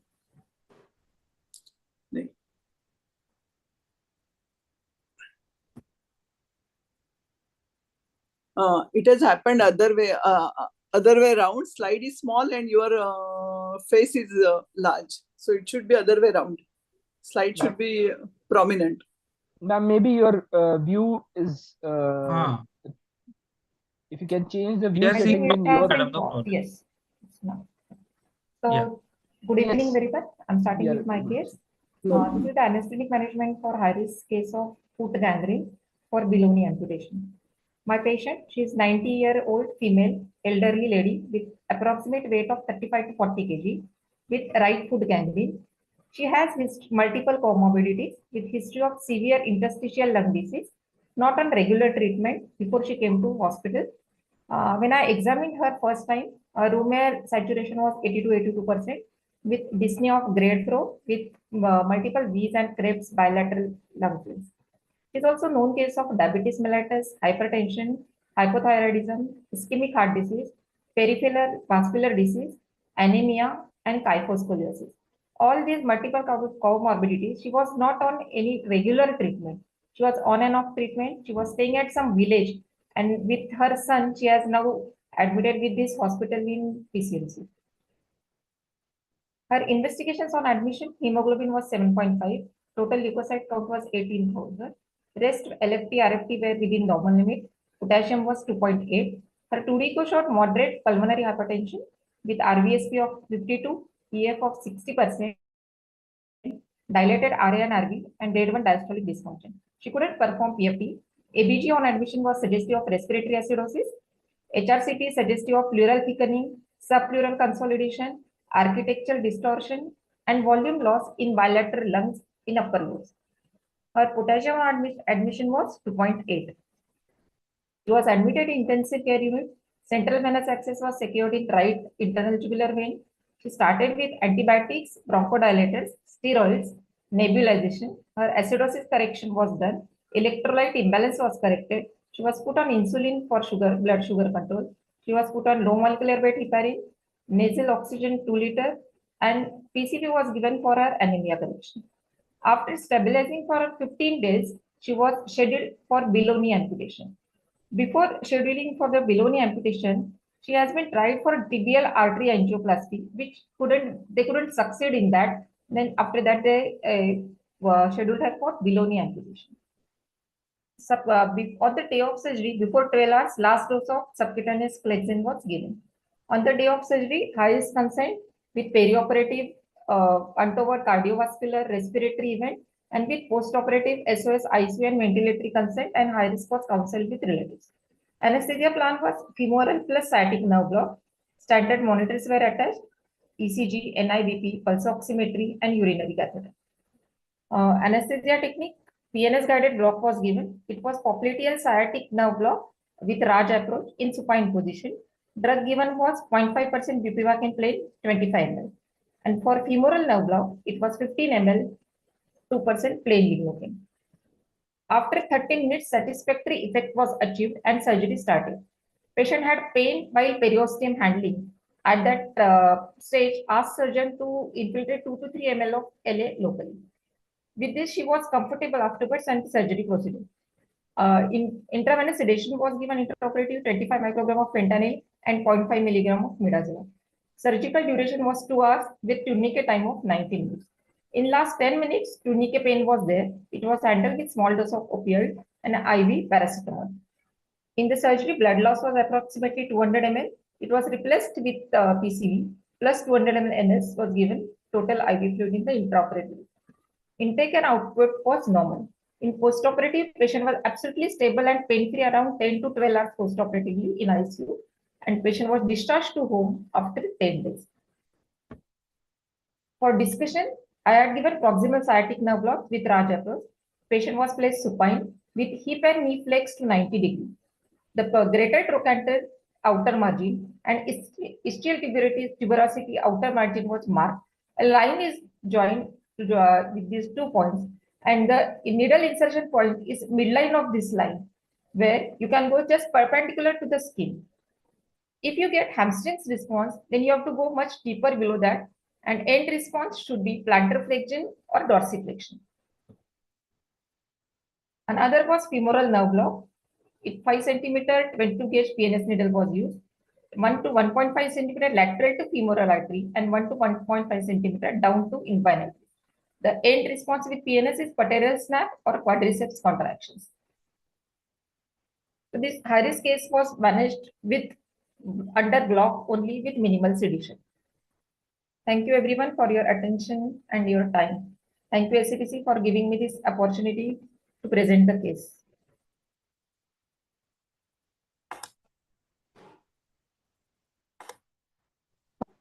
Thank you, Sarika. These cases are very well managed under the regional block as only the learning curve that you have to be sure about the target organ and target nerve. Sorry.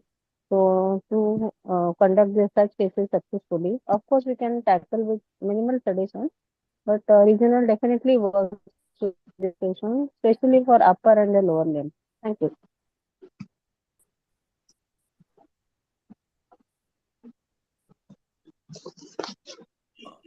Surgery.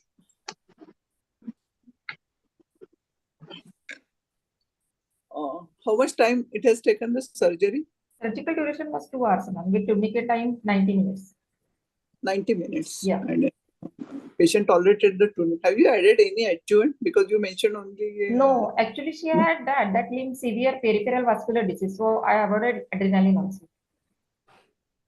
Okay, and what was the level of pain before giving any block? Means vascular disease. Actually, it was the gangrene, dry gangrene. So dry gangrene. Yeah, patient didn't have anything.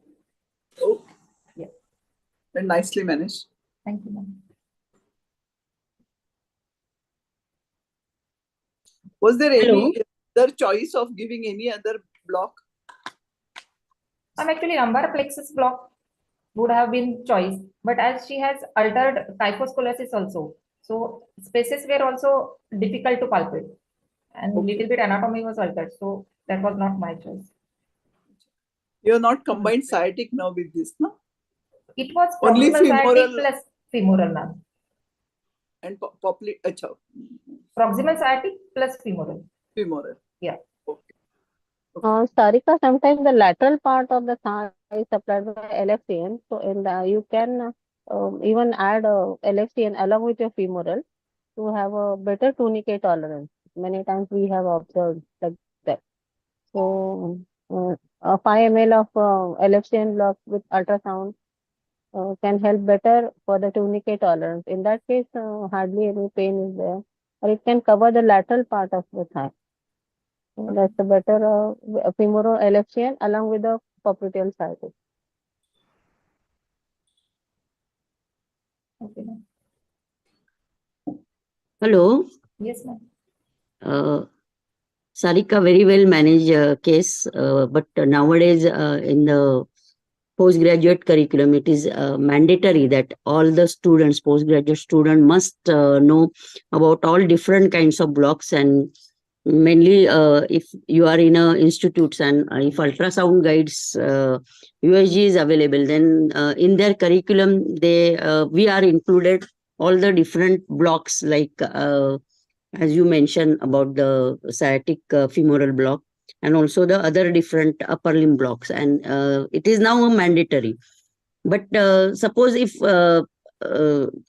you are not well versed with the technique, then what will be your choice of the block? Are you going to give the same block, or you want to give some Ma'am, regional another other like option in block was little lumbar spinal puncture block. anesthesia or like that? Spinal, Because but spinal no, was also yes, difficult. why? Because of She had the patient is kyphoscoliosis also, yes. okay. Yeah. And plus, general anesthesia is Yeah. not at all because Not of at all. her No, chest severe lung condition. disease. So that is why now every day should means every person means anesthetist must learn these ultrasound guided blocks, or it is now mandatory. Thank you so much. Sure, madam. Nowadays, we have to be ready with your plan B. Like if the things are not available at periphery, either PNS or ultrasound, the second choice, plan B will be unilateral spinal. And that you can tie over with unilateral spinal. I But suppose. madam, she said it is very difficult. So expertise also required for giving the spinal anesthesia as well as other blocks. Yes. With Unilateral kyphoscoliosis, spinal. and what was the Kyphoscoliosis, yeah. position of the patient? Supine only or lateral? Supine, ma'am. Supine. Okay. Yes. Even in lateral position, if your surgeon wants to do some surgery, unilateral spinal sometimes becomes difficult. It's not from a technical point of view, but patient gets the pain on the other limb and starts moving. Actually, when I saw this patient first time, I didn't thought that she will come to OT because she was that bad, tachypnea, dyspnea. Okay. And she, like to my surprise, she stabilized with the treatment and we took her to OT and she's doing well now. Good. You Very have well. done INR of that patient? Yes, ma'am, Is it was was normal. it normal? Okay, Yeah, yes, ठीक है. yes. And the heparin was also stopped, no? Yes, yeah, the last before surgery, last two Yes, surgery. okay. Yeah. Nicely done. Great, Thank you, Sarika. ma'am. Thank you.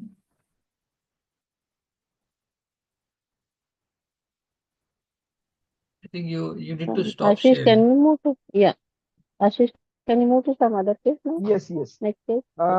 Next speaker is Dr. Amol Zadav. He is a consultant anesthesiologist. He is MD and IDCCM, and he is going to speak to us about post-TLH septic shock with MODS.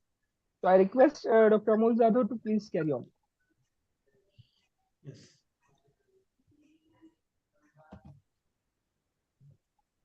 Hello, good evening, everybody. Am I audible? Yes, Amol, you are audible, but you need to share the screen. Yes.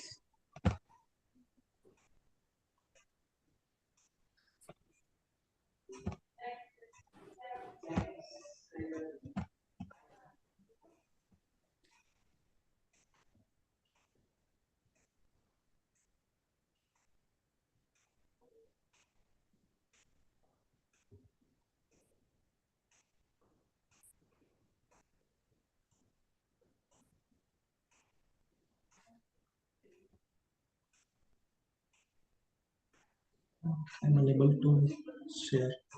Yes. Just start slideshow. Now we start.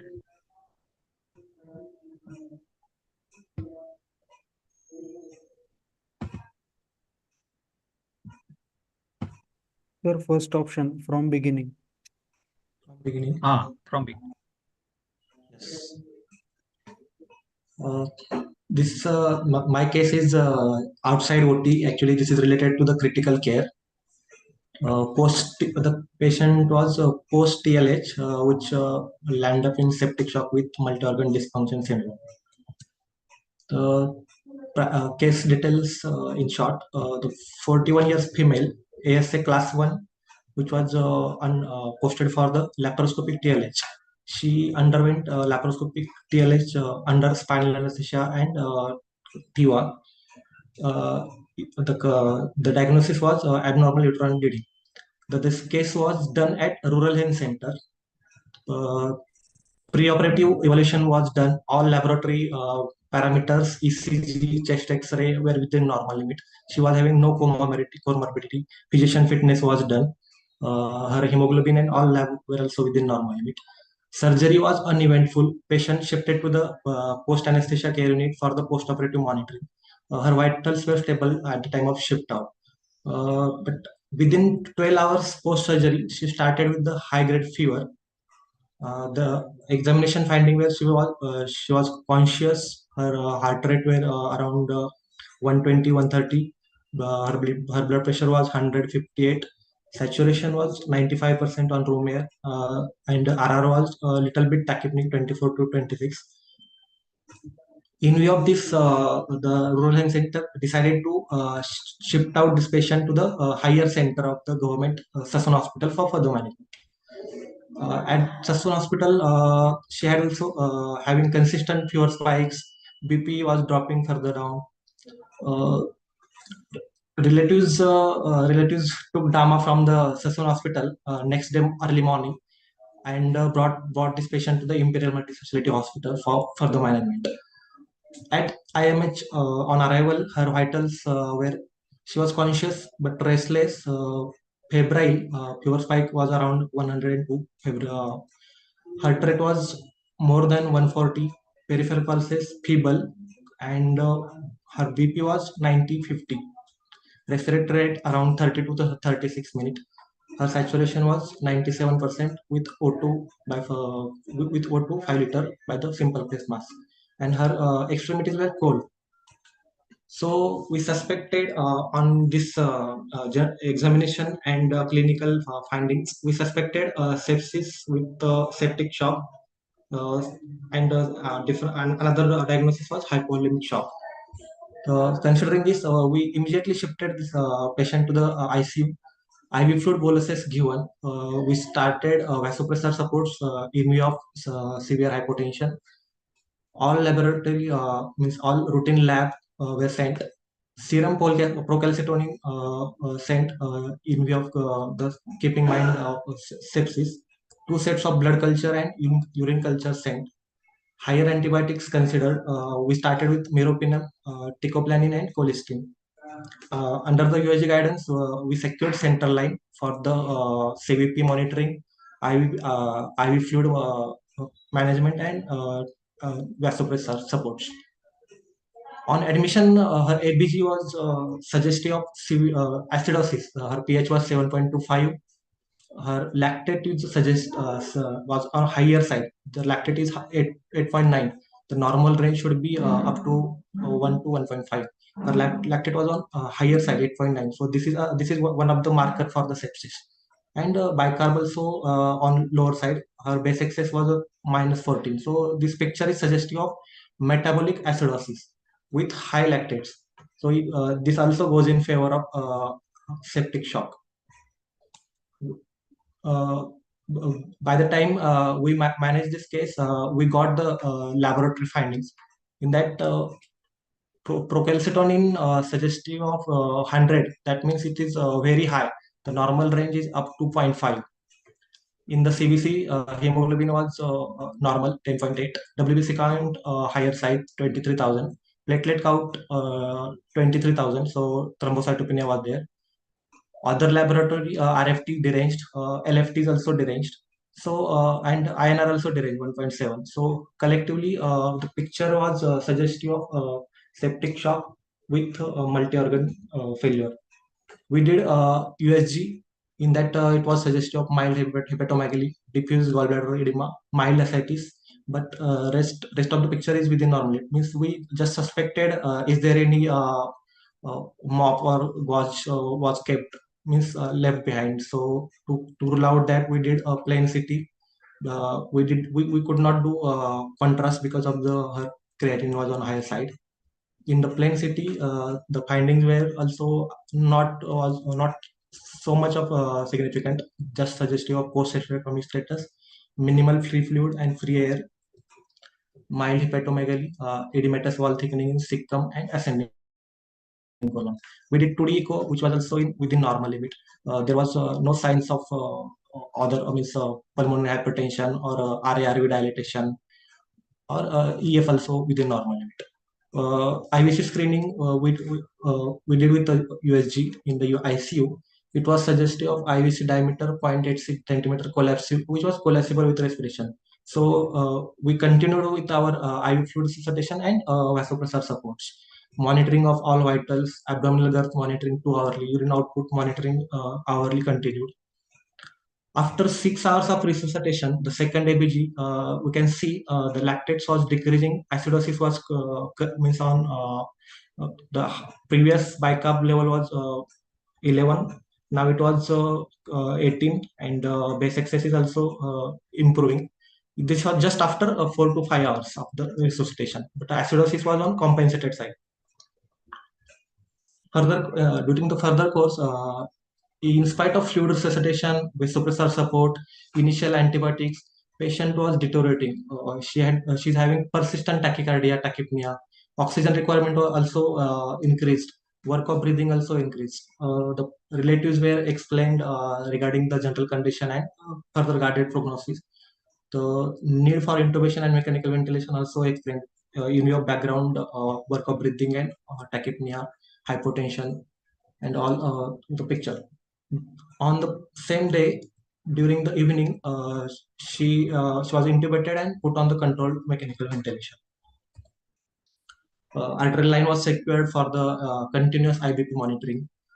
In view of the blood lab parameter, we started a transfusion of one SDP, 4 FFP, and 8 cryo was transfused. For the ventilation, we started sedation infusion. In view of deranged RFTs, we took the nephrologist's opinion. On the day of admission, the picture was TLC was increasing trend. LFT was also on increasing trend. For the feeding purpose, we started TPN. As there was a RT aspirate, so we could not start RT feeding. So we started TPN. As ICU protocol, we follow fast hugs BID. So feeding TPN. Then for the analgesia and sedation, we started the infusion. Then for the thromboprophylaxis, we could not give drug pharmacological thromboprophylaxis, as there was already INR deranged and thrombocytopenia was there. So we started mechanical thromboprophylaxis, DVT pump. Then for the other fast hugs BID, head elevation, ulcer prophylaxis, glycemic control, then indwelling catheter was also there. So all these protocols were followed. On the day of 3, urea creatinine keep on increasing. Patient was, but patient was not oliguric. Means her urine output was good, around 100 to 150 ml per hour. Hence, with the discussion of nephrologist, we deferred hemodialysis. We continued with the same conservative management. Vasopressor supports was going on. On day 3, we could started to taper the vasopressor support, and we kept the target of MAP around 65 to 70. On day 4, we get the culture reports which were suggestive of gram-negative bacilli and MRSA. So we added injection tigecycline. On day 4, we did serum procalcitonin, which was on decreasing trend. Here we could see serum procalcitonin, which was came to 9. So initially it was 100. So 100 to 9, that means 90% drop. So more than 80% drop in serum procalcitonin is significant. Noradrenaline also was on tapering side. On the day 5, patient's TLC was on decreasing decreasing trend. It came almost 18,000. On that day, patient was off NORAD support, maintaining BP well, tachycardia also settled, no pure spikes, urine output was adequate. We taken off her off sedation. We started gradual weaning of ventilator. RT aspirate was not significant, so we started RT feeding. In the lab, there was hypernatremia and hypokalemia, so we treated accordingly. Arterial line remotes as there was no more vasopressor required, and BP was also quite in control. We taken her on PSC support as a winning. All vitals stable. Lab parameters were improving except blood urea level and creatinine, which was in increasing trend, but patient was non-oliguric and improving clinically. So nephrologist advised to continue the same. RT feed continued. On the day of 7, sensorium improved. We have given her a TPS trial for 90 minutes. She tolerated well. On that night, we just kept her on PSV mode, and next day morning, again taken her on TPS trial, followed by extubation on the day 8. And after extubation, we kept her on oxygen mask. She maintained well. So patient was stable, shifted further to HD for further management. So our final diagnosis was septic shock with multi-organ dysfunction in the post total laparoscopic hysterectomy case. So learning points for this case is sepsis. I just explained sepsis. It is a life-threatening organ dysfunction caused by the autoregulated post-immune response to the infection. And septic shock is in sepsis if we require vasopressor to maintain the map of more than 65 and lactate more than 2 in absence of the hypovolemia. Means if we have corrected the fluid resuscitation. For the poor outcomes of for the sepsis, we can consider poor outcome if patient is having respiratory rate more than 22, if patient is having altermentation, and if systolic blood pressure is below 100. In our patient, there was tachypnea, altered sensation was there, and severe hypotension was there. So it comes under the septic shock with poor outcome. According to surviving sepsis guideline, there are 3R bundle and 6R bundle. Means within 3R, we should measure lactate level, we should draw the blood cultures, and after sending blood culture, we should immediately administer broad spectrum antibiotics.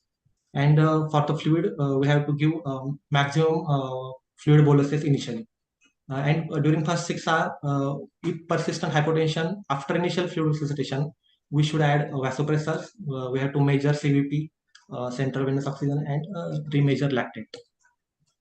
So mainstay of treatment for the septic shock is vasopressors, inotropes, corticosteroid, and antibiotic. For the antibiotics, we should start with the broad spectrum cephalosporin, that is 4th generation cefepime or Zavicefta, or carbapenem like meropenem or imipenem, or piperacillin tazobactam, plus fluoroquinolone or aminoglycosides. Plus, we should add MRSA-directed agents like vancomycin, tigecycline, linezolid. So, take-home message from our case is if we prompt clinical conclusion on the basis of clinical history, thorough examination, and initiation of early resuscitative measures without delay results in positive outcome with good ICU team and involvement of multidisciplinary specialists. Thank you. Very nicely managed, Dr. Amal. I would like to know whether how was the wound of laparoscopy afterwards? Was there any pus discharge through that wound? What was the cause of sepsis?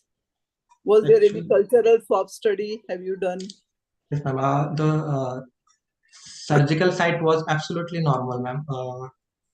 The likely cause for the sepsis, we thought it could be because of the any endotoxin which might have given intravenously. Because generally post-operative sepsis patient land up after 48 hours, but our patient started high-grade fever within 12 hours.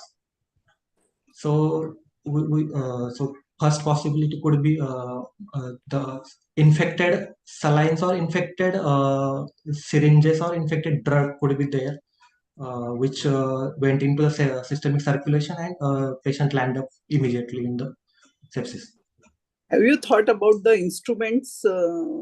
Yeah, that is because all that. these are in the chambers and those. Yes, ma'am. That could be the additive factor, definitely, because the surgery was done at rural health center, and we cannot no idea about how they sterilize and proper sterilization maintenance was there or not. Could you do any culture or any swab or from anywhere? Means Yeah, we sent blood culture at the time of admission only. What and, was the result? Yeah, gram-negative bacilli and MRSA. Okay. And this patient has come out of it very nicely. That's very great thing. It's septic shock. Yes, How ma'am. many days ventilator support? Yeah, initially patient was on sedation and relaxant was given and kept on VCV mode for almost 5 days until vasopressors were there. Once vasopressors were off and patient started clinical improvement, we taken her off control mode and started pressure support ventilation for next 1 day. 1 day. And on day 6, we take her on TP trial, and on day 7, we extubated. Okay, great. And in the meantime, apart from lactate and those productive, other investigations were normal hemogram, WBC count, and all the septic shock means it has to be more than 20,000. Yes, ma'am. WBC count went up to 56,000 on day 3. The means there was a high WBC count. Platelets was also on the lower side. So the means, leukocytosis, thrombocytopenia, this also goes favoring sepsis. INR was deranged. Yes. Hemoglobin also was on decreasing side.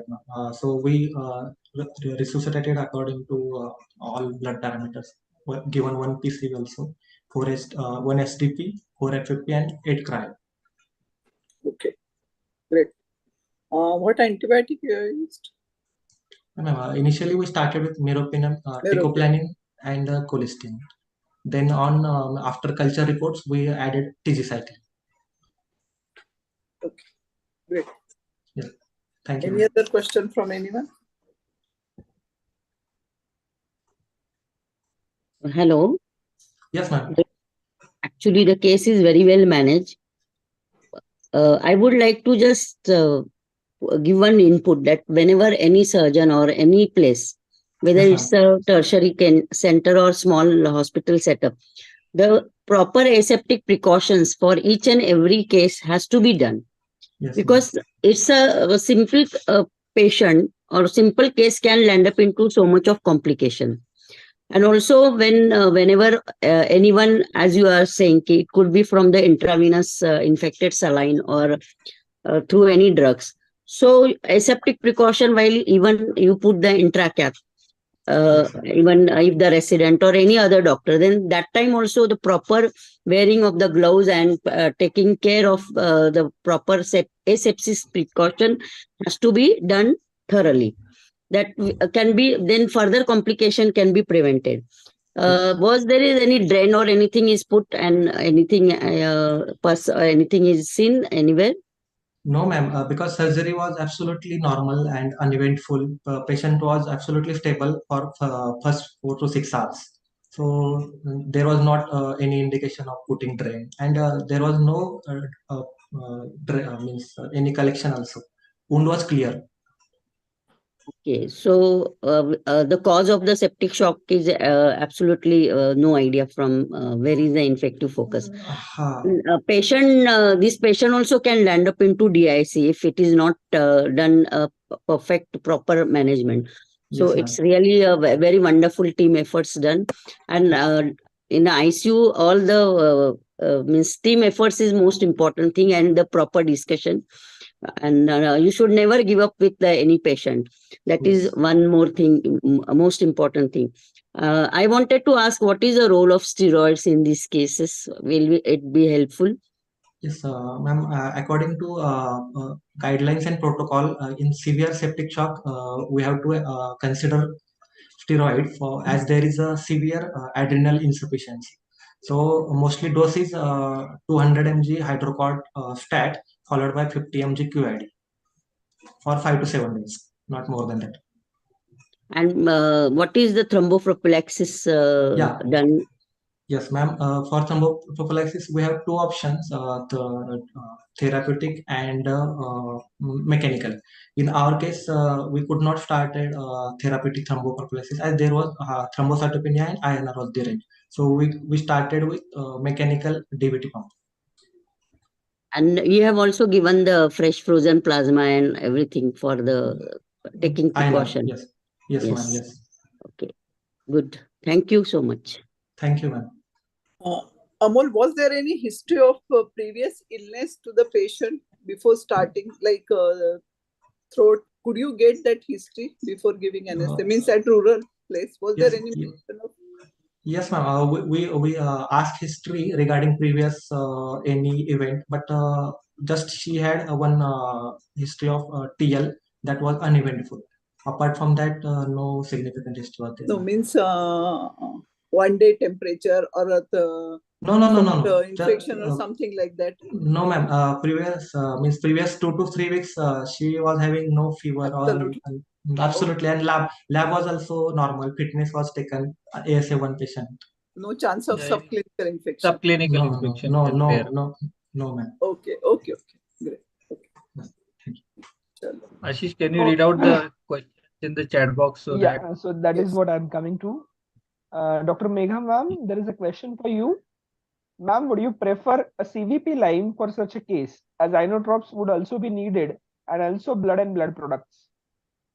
Well, IVP line is always better from resuscitation point of view, but we did not have any time because everything was in such a disarray that we had to resuscitate the patient as early as possible. So I had two wide bore lines with me, so I went on with them. Just to add, was taking an external jugular vein possible, ma'am? No, I Would that have no considered? experience about it, and I didn't even think of. Okay, ma'am.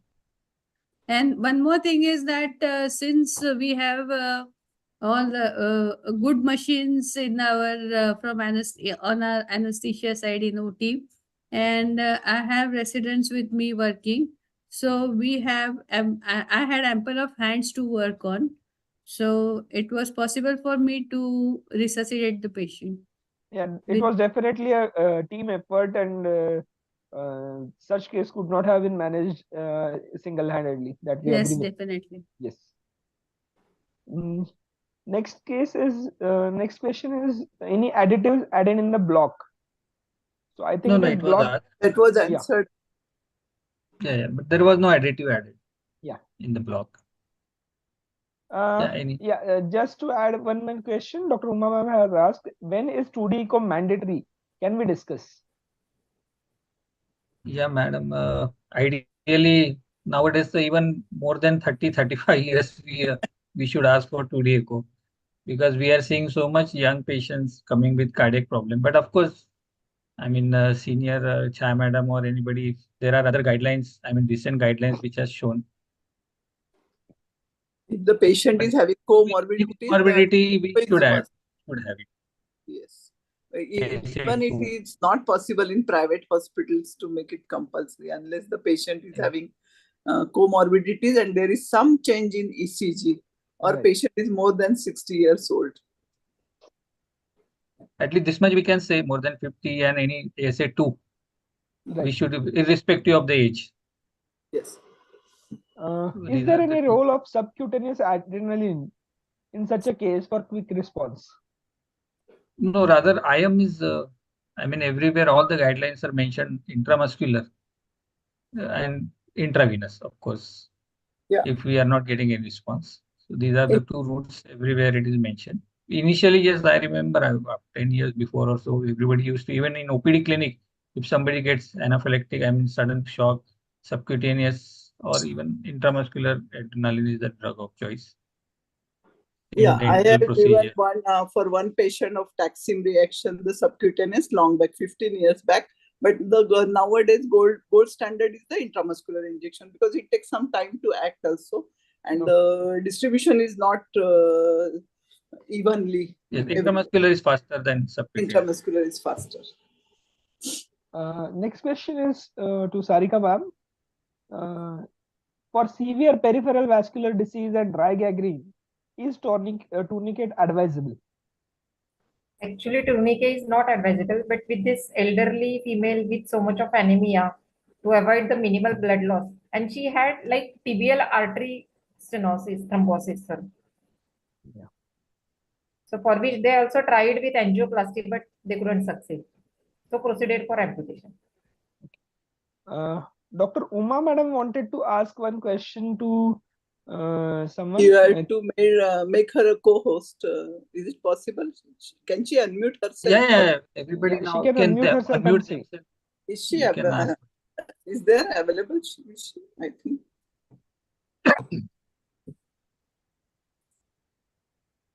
Suddenly there is drop in the count. Yeah, that's why I asked, is she there? Uma madam is not there, I think. Yeah, I think. Yeah. She wanted to give some suggestions actually. Yeah, she wanted to say something, but we had to just skip ahead. Next is for the case of uterine inversion, was halothane or any other inhalational anesthetic agent used for uterine relaxation? Dr. Megha Megha ma'am? madam. No, actually, it was the Bandel's ring which was preventing the uterus from going inside, and that ring is very tight, so it usually does not get relaxed with inhalational anesthetic agents. And on top of it, patient was in shock, so I was not very much for giving inhalational anesthetic agents along with O2 nitrous. There is one question. I think it is for Dr. Amol. Were there any signs of meningitis? No, there were no signs of meningitis.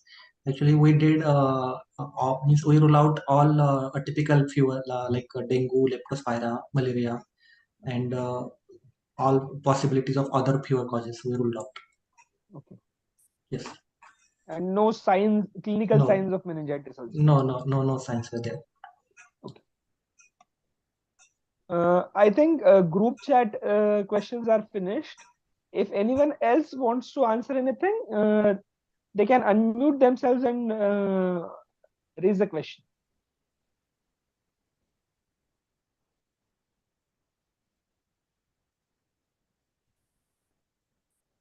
Everyone is hungry now, I think.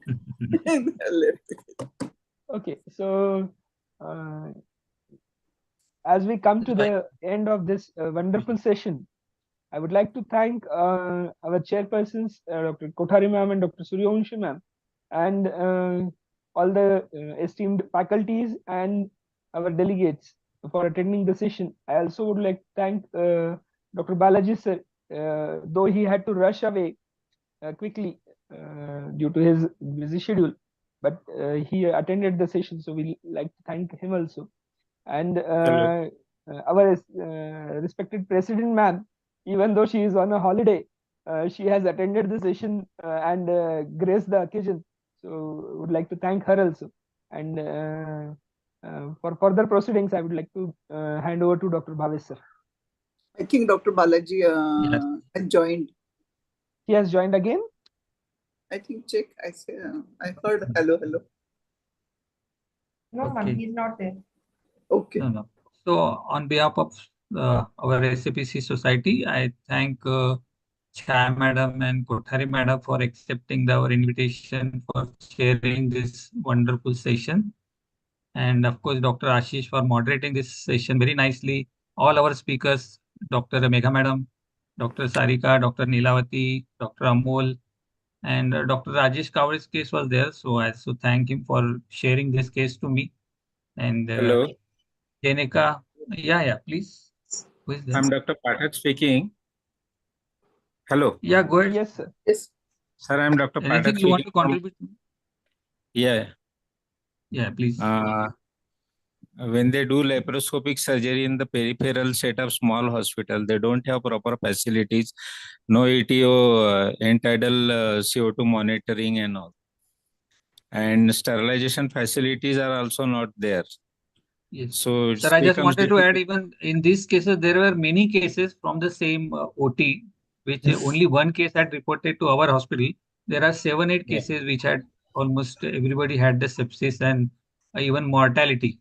So Yes. the And in patient, Hyderabad, they had done so many cases, some 30 cases in a day with their tubal ligation in the camp surgery. So that time it is possible to have such infection. They lost so many patients because of they exceeded the number which were given to them to do the surgeries in a day.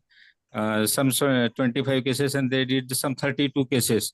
So that was a problem. And they hurriedly sterilized the equipments with Savlon and all. And that time it can happen, infection, very true, post-op sir. infection. Yeah. Very true, sir. Yeah, thank you for your input, sir. Thank you, sir. So I thank all our participants also and also giving all valuable inputs. So I conclude this session. Thank Dr. Everybody there. Thank you very much. So Thank you again, and I hope we will meet soon. Yeah, physical meet will be there. Yes. yes, Thank, Madam Bhavesh, has you are agreed organizing the to. next month. Yeah, I think. thank you all. Yeah. Yes, Yes, Bhavesh. thank you, madam. Bhavesh, we will definitely Yes, help you out for the physical meet next month. We will thank you, decide madam. the Thank you. date and we'll do it. Sure. We are always Yeah, discussion there. is We are on. ready. Yeah. Yeah. Thank you, madam. Yes. Thank you, everyone. Thank Very you. We'll Thank decide you, everyone, declare and in the very nice discussion with all the cases, and speakers were also very. They presented cases very well and also managed very well. Thank you and good Thank night. you, madam. Jenica Thank you has so much, provided ma'am. this platform flawless today. Last time we had a little problem, but this technicality was really sorted out this time. Thank you, Mr. Ganesh and Jenica. Chalo. Thank you. Thank you, SAPC, for Good giving. night. Good night. Good night, everyone. Have a nice. Hello Thank you. Sir Thank you. And करू का meeting Yes, Oh. please. End Yes. from that. Thank you.